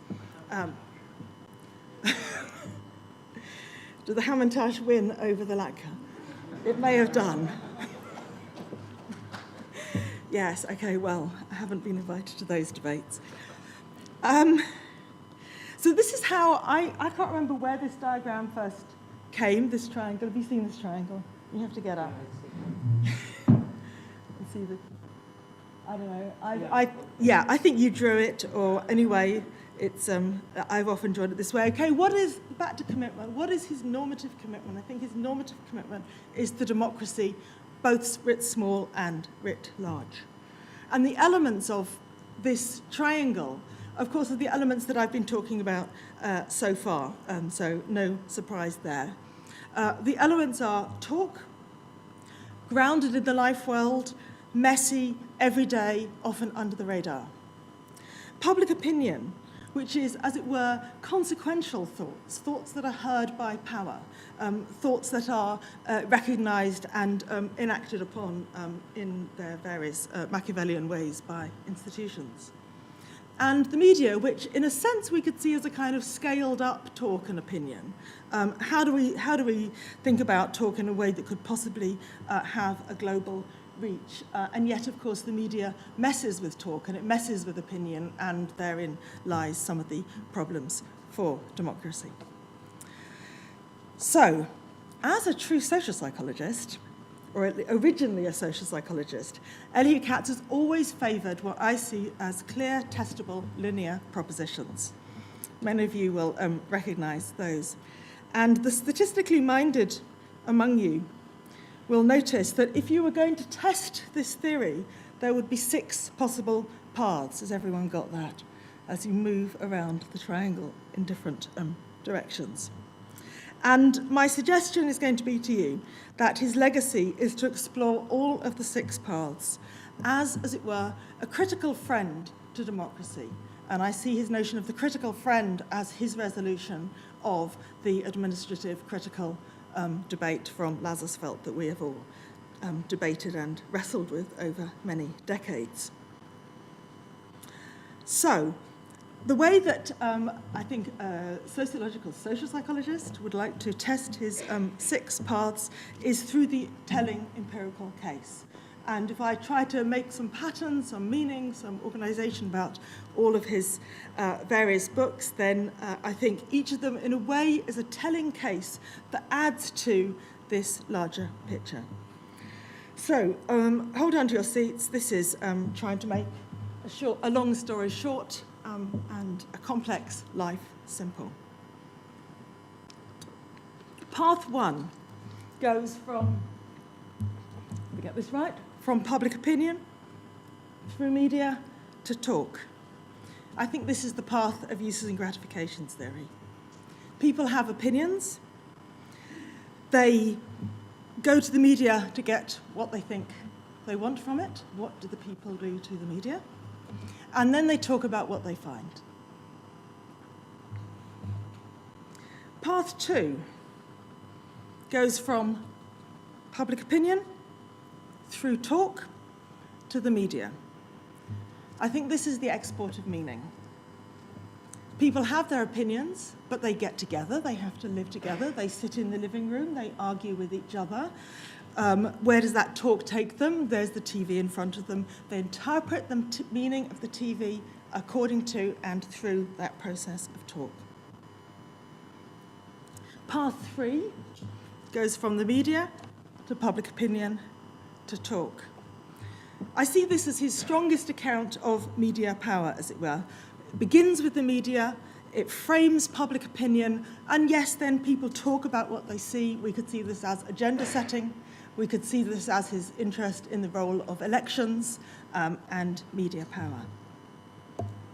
Path 4 goes from the media. Hope you're not feeling dizzy. I felt dizzy writing this down. Goes from the media, through talk, back to public opinion. This is actually his dominant path. It's the one that Elihu himself presented as Todd's key path. It's the path of personal influence. So the media tells a story, but we interpret it through the talk. We go and we ask our opinion leaders. We talk to them about it, and we form our opinion, our public opinion, as a result. It's also, of course, the path of media events. Path 5 goes from talk up through public opinion and down through media. I see this as the theory of selective exposure. We're talking, we form our opinions, we'll go to the media, but we go to the media to, as it were, fit with what we already knew from our opinions. We'll take a little bit. It's the theory of pretty weak effects. And path 6 goes from conversation, talk, through media, and back up to public opinion. And I think this is back to Elihu's normative vision. We talk, we realize what we need to know, we turn to a media that can provide what we need, which is good public service television and high-quality journalism, both of which he's worked hard to argue for. And as a result, we have the best, most informed public opinion that a democracy needs. So that, to me, is the Elihu Katz legacy. You're welcome to have your own opinions, as you will, and thank you.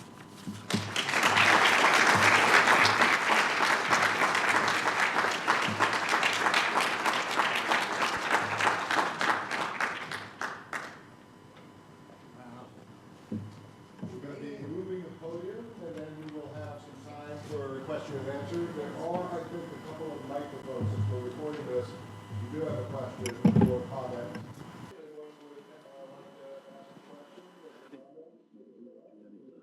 No, he's good. Who's that? No sound cost. I have a question, Dell.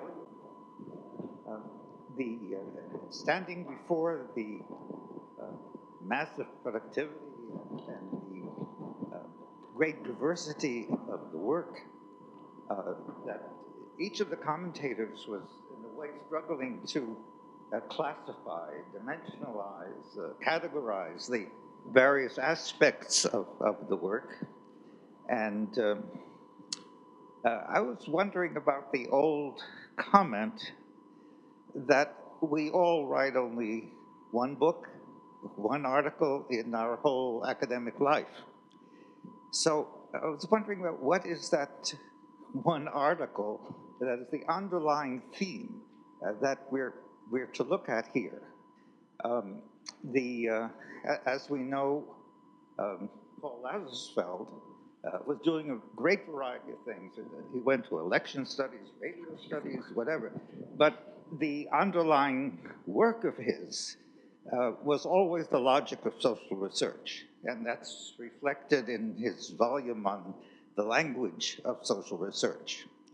So in a way, I'm not asking about which of your works should be considered representative, as much as I'm asking what is the real basic underlying construct that we're looking at. It's sort of like the Levi-Strauss idea, where you have structure and content, the permanent and the variable, and so on. And I'm asking about the structure. But for what is the underlying single theme that we might take away from life's work, or which which you find to be the creative form in which you encompass various kinds of content? Do I have to answer? Can I think about it? Maybe we'll have another occasion, 20 years or so. But I mean, if you want the most simple paradigm, I'm sorry to say it, who says what to whom, in what situations, with what effect. But that's not me. That's where the field began, and I think still might be, with arrows going in both directions. That's the amendment I think most of us would propose. But it's very hard for me, Sam. First, thank you.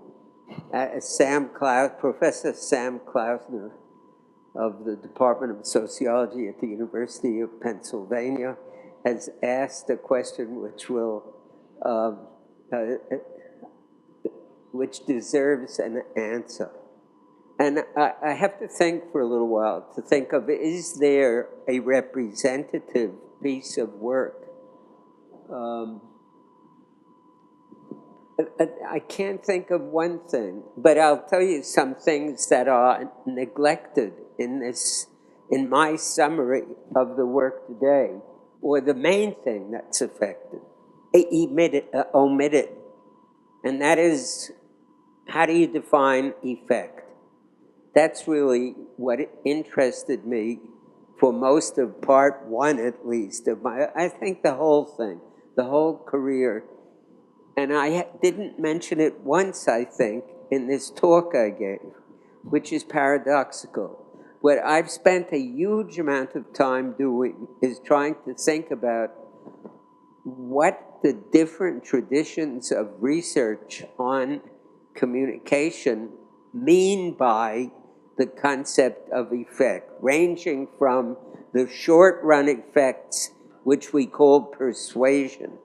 Are the media persuasive in selling Coca-Cola or something? The most primitive kind of effect, which in its more sophisticated form is still with us in a big way.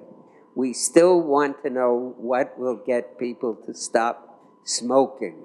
And there are a few people in this room who are great at that, even though they haven't got the answer yet.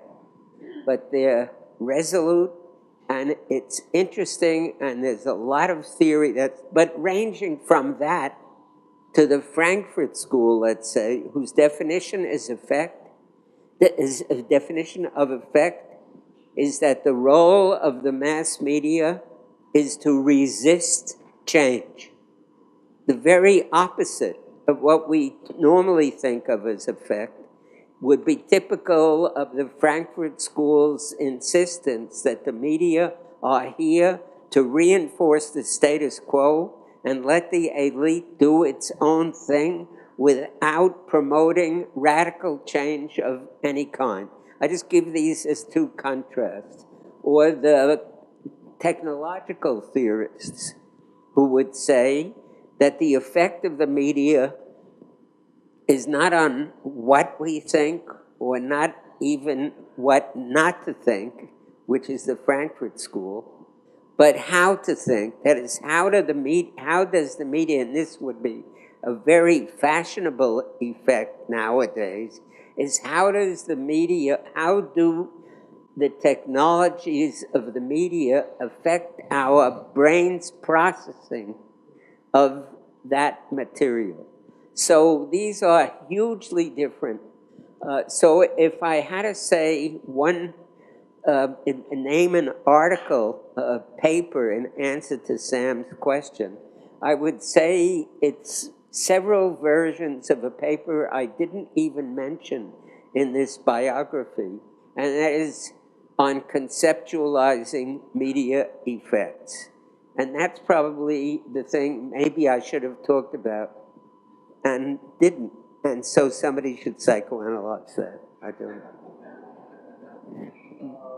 You guys? Okay.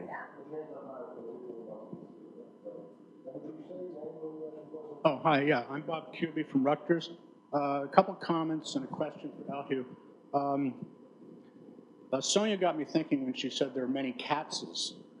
And I immediately thought of someone saying yesterday that one of Elihu's most charming characteristics was his impishness. And then I thought Katzes, kittens. Then I thought Elihu's like a kitten. He's very young. He likes to play with balls of yarn and knock them about, right? As do we all. But Elihu's the best at this. And so I was going to ask a question in a bit for him to knock around with like it was a ball of yarn. Then yesterday, Larry Gross said that he used to babysit, I guess, for Louis Gutman's children. And I thought of one of our doctoral students at Rutgers who was Narit Gutman, and I thought he must be talking about the same children. And Narit, I just happened, coincidentally, it's like Carmen, to have an email with her the other day. And I mentioned this event, which she had no knowledge of. And she's a chair of one of the schools in Tel Aviv, I believe. And she just said, which we all know, that Elihu was larger than life. So to my question is, and I think it's been around for a while, and you probably finished thinking about it, Elihu, which is uses and gratifications, which poses the view of an active audience in opposition to an audience affected by effect. I made, there being effects. And then I thought of cultural studies, which I think years ago you were a bit critical of, and rightly so, I think, in proposing too active an audience, one that defies rational thinking, although this was before the internet took on as much resonance and importance as it now does. So I wonder what you'd say now about where you would stand with regard to the audience, uses and gratifications, the cultural studies, and I suspect that Sonia and Patty would have something to say, but that's too much of a question. First, let me just respond with a joke, which seems not to work with this audience. Last night, everybody was laughing at my jokes. But one of my reasons for going to Israel is because communication in Hebrew comes out kommunikacja.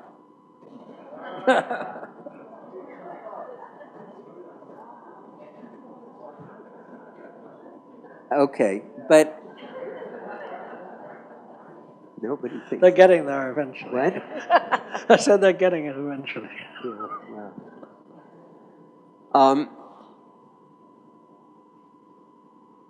I'm not sure, again, what I'm supposed to say. So let Sonia talk for a minute about gratifications. And, okay? And then I'll think of something. Talk about Well, so Elihu likes debates, and maybe we all like debates. How do debates occur? Well, they somewhat polarize the opposite side, and they don't give the most fair account of the others. And, in that period, especially kind of in the late 70s through the 1980s, and echoes of it since, we had the uses and grats on one camp, and we had the cultural studies on the other, and yes, each polarized the other. I don't think anybody really in the world of uses and gratification said the audience can do anything it likes with the text. And I don't think anyone in cultural studies really made that kind of radical, celebratory view of audiences either. They were kind of fighting over where was the agency and fighting over where was the power and what was the appropriate framework for thinking about it. So it was a productive debate in the sense that we've reached some kind of, I don't know what we've reached, some kind of blurry, eclectic consensus where we'll take all kinds of bits of theory and weave them together. Those were the days, I think, when people were still waiting for the revolution, so cultural studies had a bit more of a kind of urgency than it does now. And those were the days when it was the kind of first, or to my mind, it was the first wave of interdisciplinarity. And so there were some really hard fights between, Michael and I were talking the other day, between people who did surveys and people who did interviews and people who studied institutions and people who thought about individuals. And it was very polarized and it was very exciting, but we're in a different kind of a space now.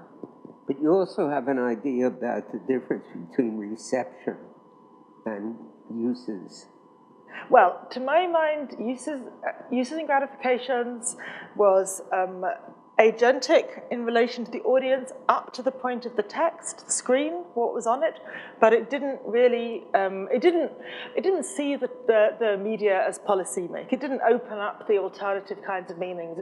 It was take it or leave it, have this bit, don't have that bit, whatever. It wasn't. So that's for me the limits on the notion of selectivity, and where reception studies takes over with the ideas of the open text and interpretive possibilities and policy me. That's an argument that uses and grats never reached.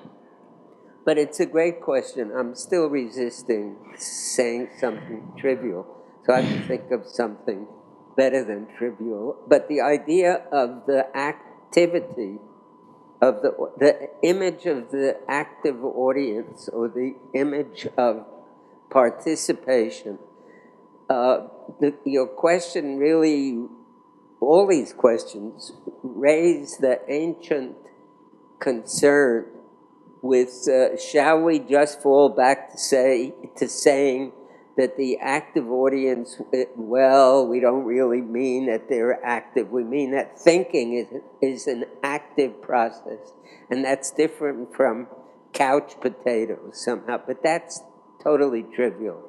So I have to think about it, think of a better answer. I mean, and it relates to the question, which does interest me a lot, and I mentioned it. It's under what, in the history of broadcasting, under what conditions are there any examples of broadcasting activating people to get up from the television set and do something? That would be a worthwhile review. There are some examples.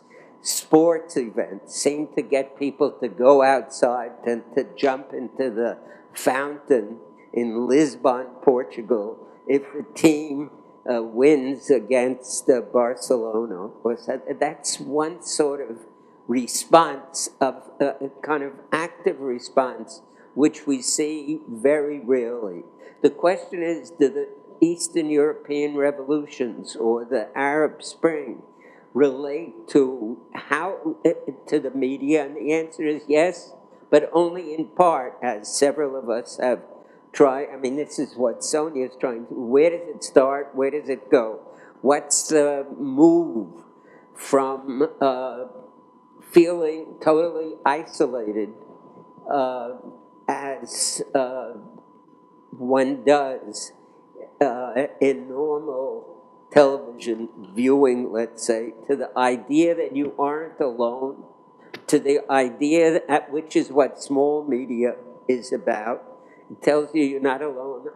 We're responding together. And now, in part, we're responding through small media together to the big media.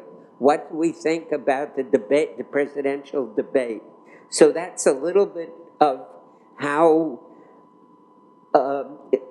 viewers can be activated, and it seems to me that that subject, just in the history of broadcasting, would be a great thing to study, namely, under what conditions did broadcasting get people off the couch to do something political, or we think shopping, but we don't, but the big secret of communications research, which we all suppress, is we have no evidence that advertising works.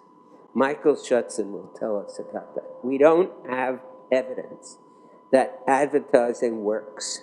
So if advertising can't get you to Macy's Friday and Saturday this weekend, what else can broadcasting do? But it's a good question. I think that I heard one of the questions, which was about somehow a question, almost a literary question, that every writer always writes the same book.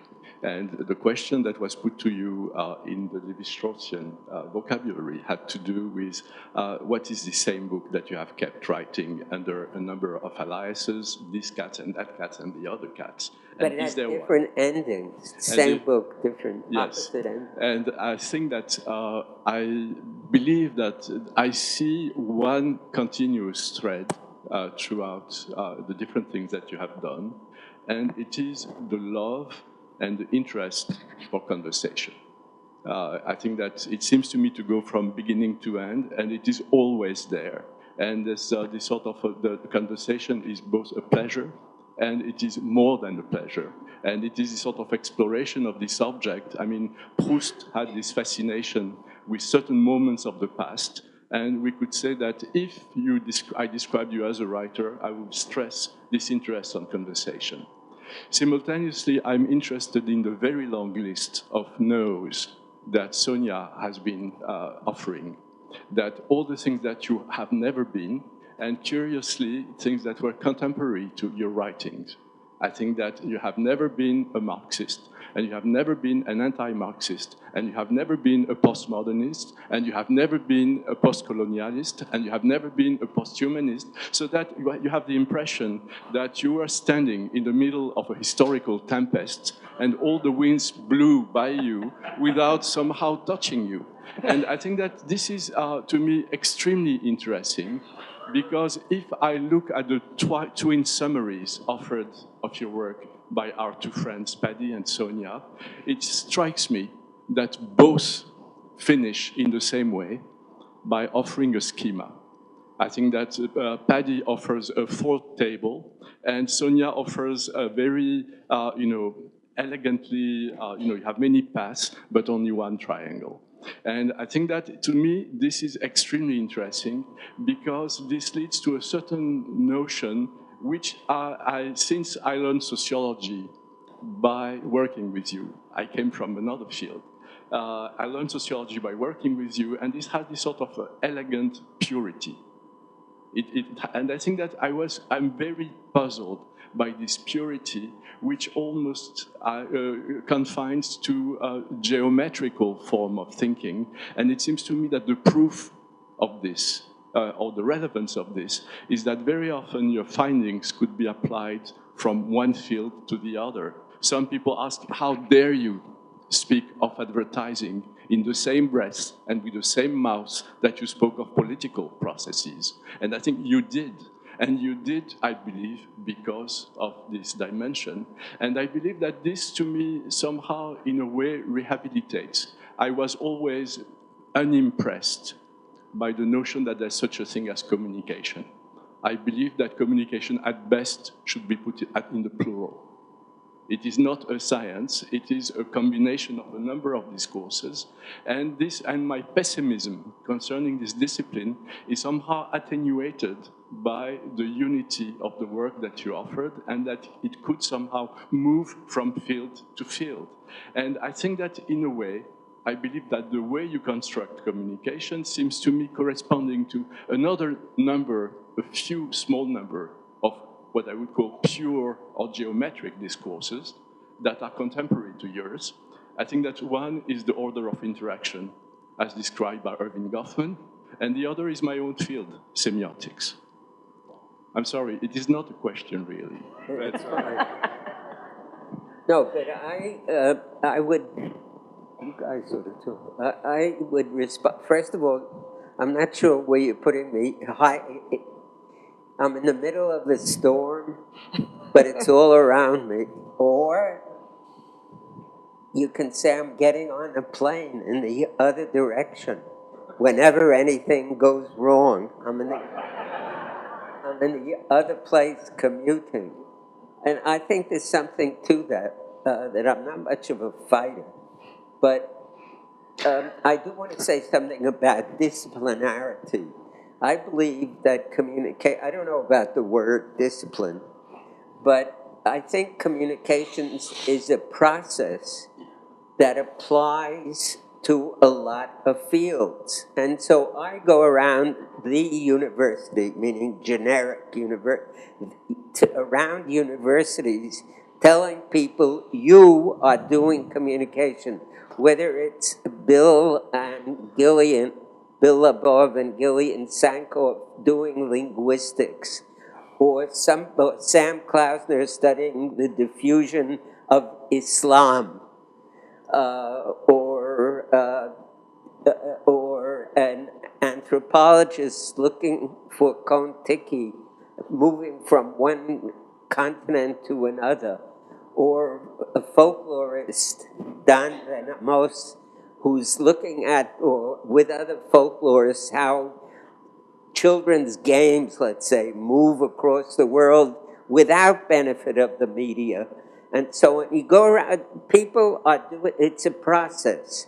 So it's not economics, it's not history, it's not sociology, it's not even social psychology, but it's a process, and therefore is, I think, much like I resist, well, people will yell at me, but much like education, as a field, as its place in the university, as it quotes discipline, or much like other processes with statistics, which cut across fields and are so that there are departments of social science which are institutionally oriented, like economics, like sociology, like business, or not even sure of business, but certain fields,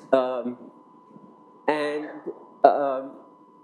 so there are institutions and there are processes, and this is a process, and therefore difficult to locate within an institution, on an institutional map, because it's something that everybody is concerned about. Epidemiology is communication.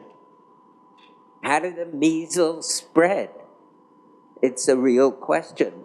And there are very good people working on this with no knowledge that there are a dozen other disciplines working on things like the measles, but without relating to each other. And that's why communication is the queen of the interdisciplinary sciences.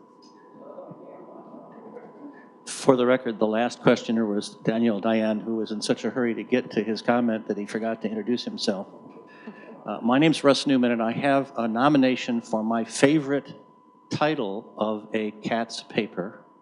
And it was a piece published in the Journal of Communications, I think in the mid-'70s, and the title of the piece was Looking for Trouble. And it artfully raised the question of why would any established broadcast or communications industry ask for scholars to come and take a look and indeed look for trouble. And I'd be interested in Elihu's comment, because he's worked on both sides of that, and Patty's reaction to that general area. Yeah, it was a summary of the BBC work that I did, Looking for Trouble. Thank you. A comment on the issue of getting scholarship to be paid attention to by the very busy and not terribly concerned broadcast industries? Well, since it's a question about the BBC, it is interesting. It is worth pointing out that Katz was, as I've said, an outsider, and he wasn't a Marxist, and he wasn't threatening. British sociologists in the 1970s did want to get inside the BBC and do research. Tom Burns is the most famous of them, and he couldn't. He was allowed in, but the publication of his research was delayed for, I think I'm right, at least 10 years, because the BBC, the title of his book was BBC Public Broadcaster Closed World, or something like that.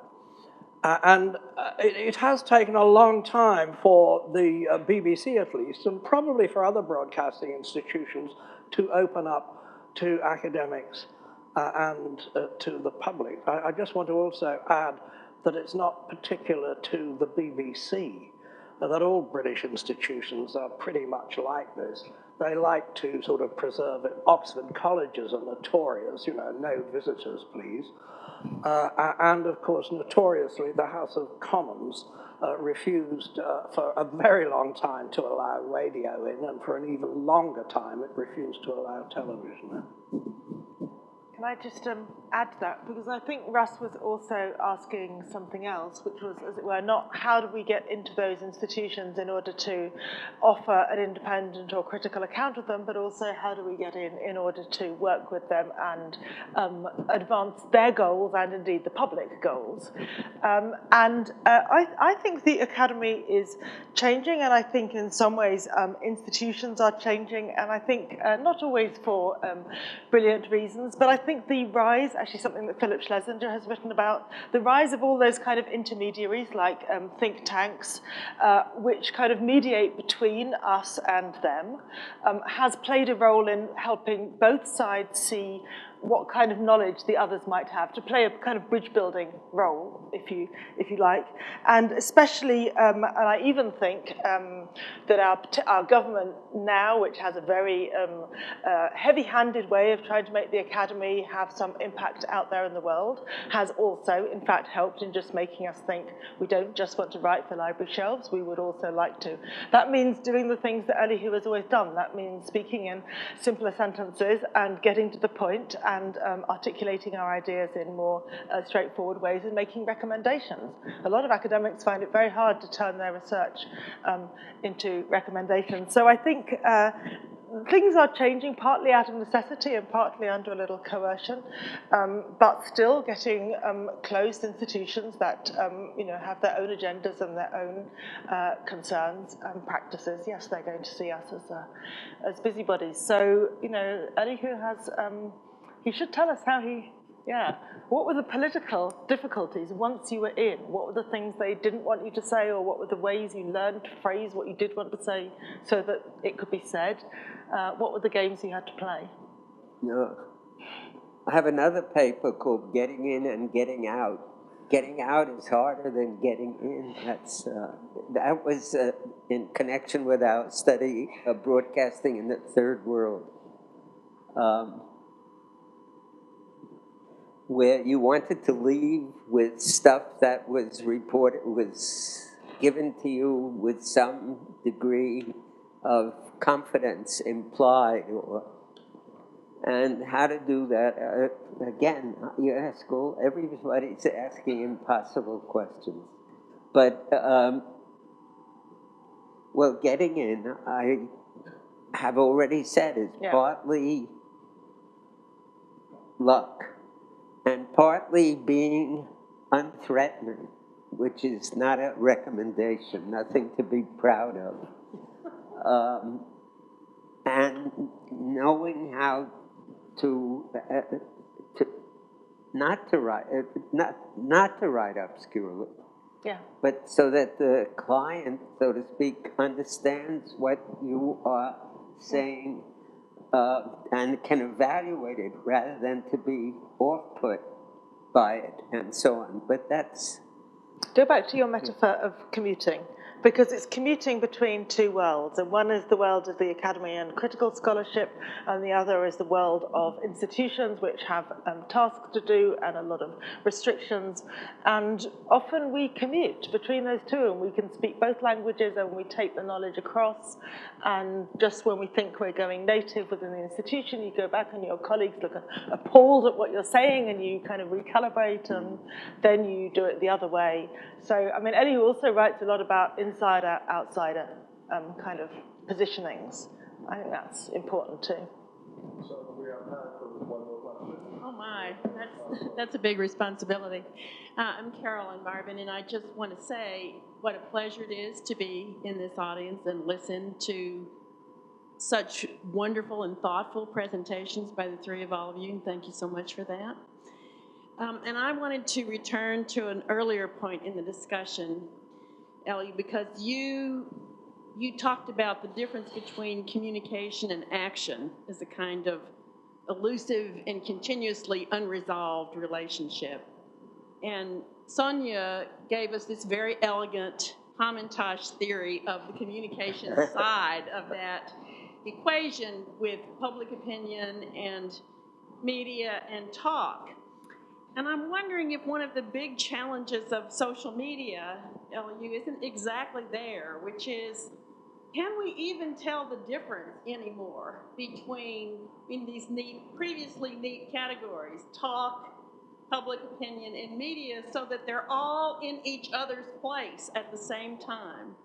And I wonder if you could reflect on whether that tripartite, those categories are even useful to us anymore. Well, it's clear that the so-called social media have have stimulated this question.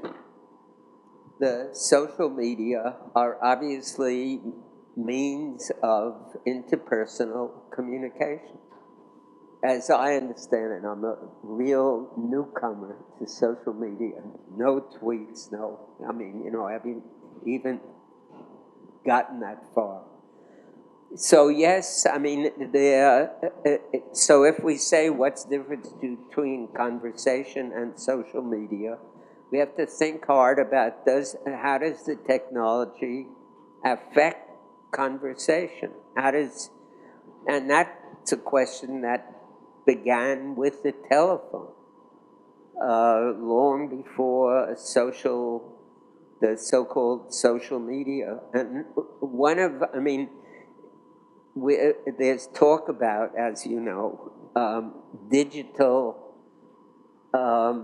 what's it called? Digital culture, right? So I heard a conversation about that. In fact, I heard it from Carolyn Marvin, about digital culture, and by which I understand her to mean what is the effect of the mediation of conversation by digital media.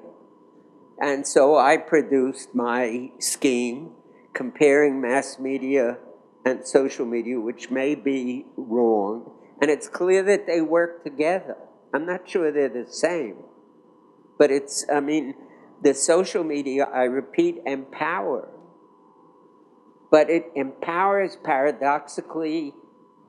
It makes you powerful, but you use this power to focus on self and intimate associates, what I think, which is totally ironic because the mass media, in this view, disempower, emasculate, narcotize, all those words, and yet connect you to big things, not to trivia. Maybe it's not trivia, but little things or small worlds. So the big media are connecting you to the mass media are connecting you to big things, but you're disempowered. You're impotent. Whereas the small media are empowering you, but connecting you to yourself in some simple-minded way, or to your. And I'm not saying that's terrible. It started out being terrible when I thought about it. But what's wrong with politics in your neighborhood if it activates that kind of interaction, as Sandra, you can tell her, it seems to want to be doing, and so on. So I think, yes, you're right, that the small media mediatize interpersonal relations, and that complicates this picture. But I think that they interact in ways that we don't know about yet. It doesn't mean that the mass media can't. There's this famous New Yorker story of 1,000 years ago where the daughter is trying to tell her mother on the telephone that she's getting divorced, and they're watching the soap opera, which is dealing with divorce, so she uses the story to tell her transmit her personal message to her mother. So it's conversation using the mass media. And now you would not need that. So, I mean, so small media can also foment revolutions. That has been much exaggerated, in my opinion. I don't think you can blame the Arab Spring or the Eastern Europe is before small media, but the Arab Spring or Occupy or any mass movement, you can't blame it on small, or you can't attribute it or credit small media with causing a revolution. But what it does cause, I hope, is that what it does cause is to constrain students of social movements to take account of the place of small media in a theory of social movements. So you're right that it messes up the relationships, but that's good or interesting anyway. I would love to continue this, but we have one last I think you guys. piece of our event. First, please join me in thanking not only Elihu, but Sonia and Katz as well.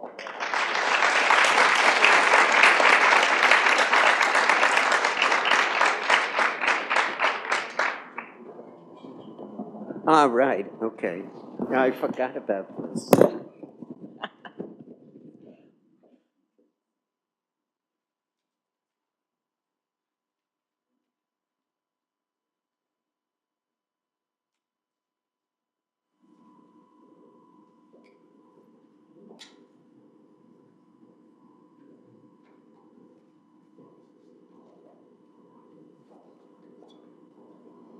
So, as Elihu mentioned, both yesterday and today, one person who wanted to be here but was talked out of it by Elihu, I think out of kindness on Elihu's part, decided that while he couldn't be here, he would at least like to send us a video message and send Elihu a video message. So we're going to actually end this two-day celebration with some words, actually more than words, from Jay Blumler.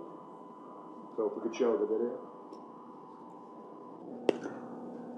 Elihu, mentor, colleague, friend, and sometime companion in Leeds, Manchester and London, Los Angeles, Washington and Arden House, Paris, Rome, Venice and Leuven, and Jerusalem.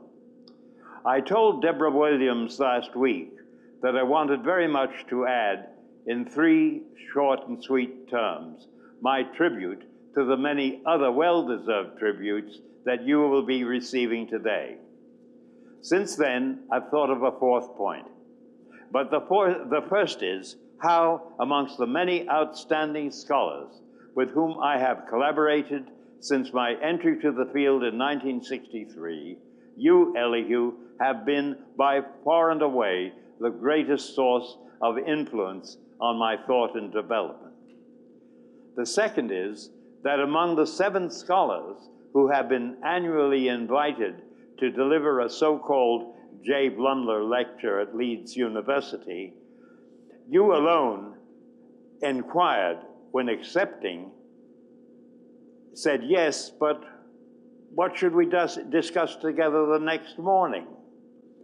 And thirdly, and enviously, that once again you have pipped the post of achievement over myself by officially retiring in 2014 at the age of 89, whereas I was compulsorily obliged to retire from the University of Leeds in 1989 at the age of 65. Fourthly, however, I do have a bone to pick with you, Elihu, since in the 17 pages that were devoted in your otherwise magnificent book with Danielle Diane on media events to the royal wedding of Prince Charles and Lady Diana in 1981, you nowhere mentioned, not a word, not a citation, zilch, the important contribution that I made in a seminar paper at your request to your understanding of the British media's ecstatic and unqualified advance build-up of Diana. So beautiful, so intelligent, so eloquent. To remind you, I then said at that time that this reminded me of this passage in Gilbert and Sullivan's Gondoliers, in which the prospective king of Barataria tells his bride-to-be how she can expect to be received once she is his queen. And noble lords will scrape and bow and double them into two, and open their eyes in mild surprise at whatever she likes to do. And everybody will roundly vow she's fair as flowers in May, and say how clever at whatsoever she condescends to say. Well, Elihu, either you must incorporate this passage into the umpteenth edition of media events, or you, Paddy, must incorporate it into your biography of this otherwise great man. So long, have a great time.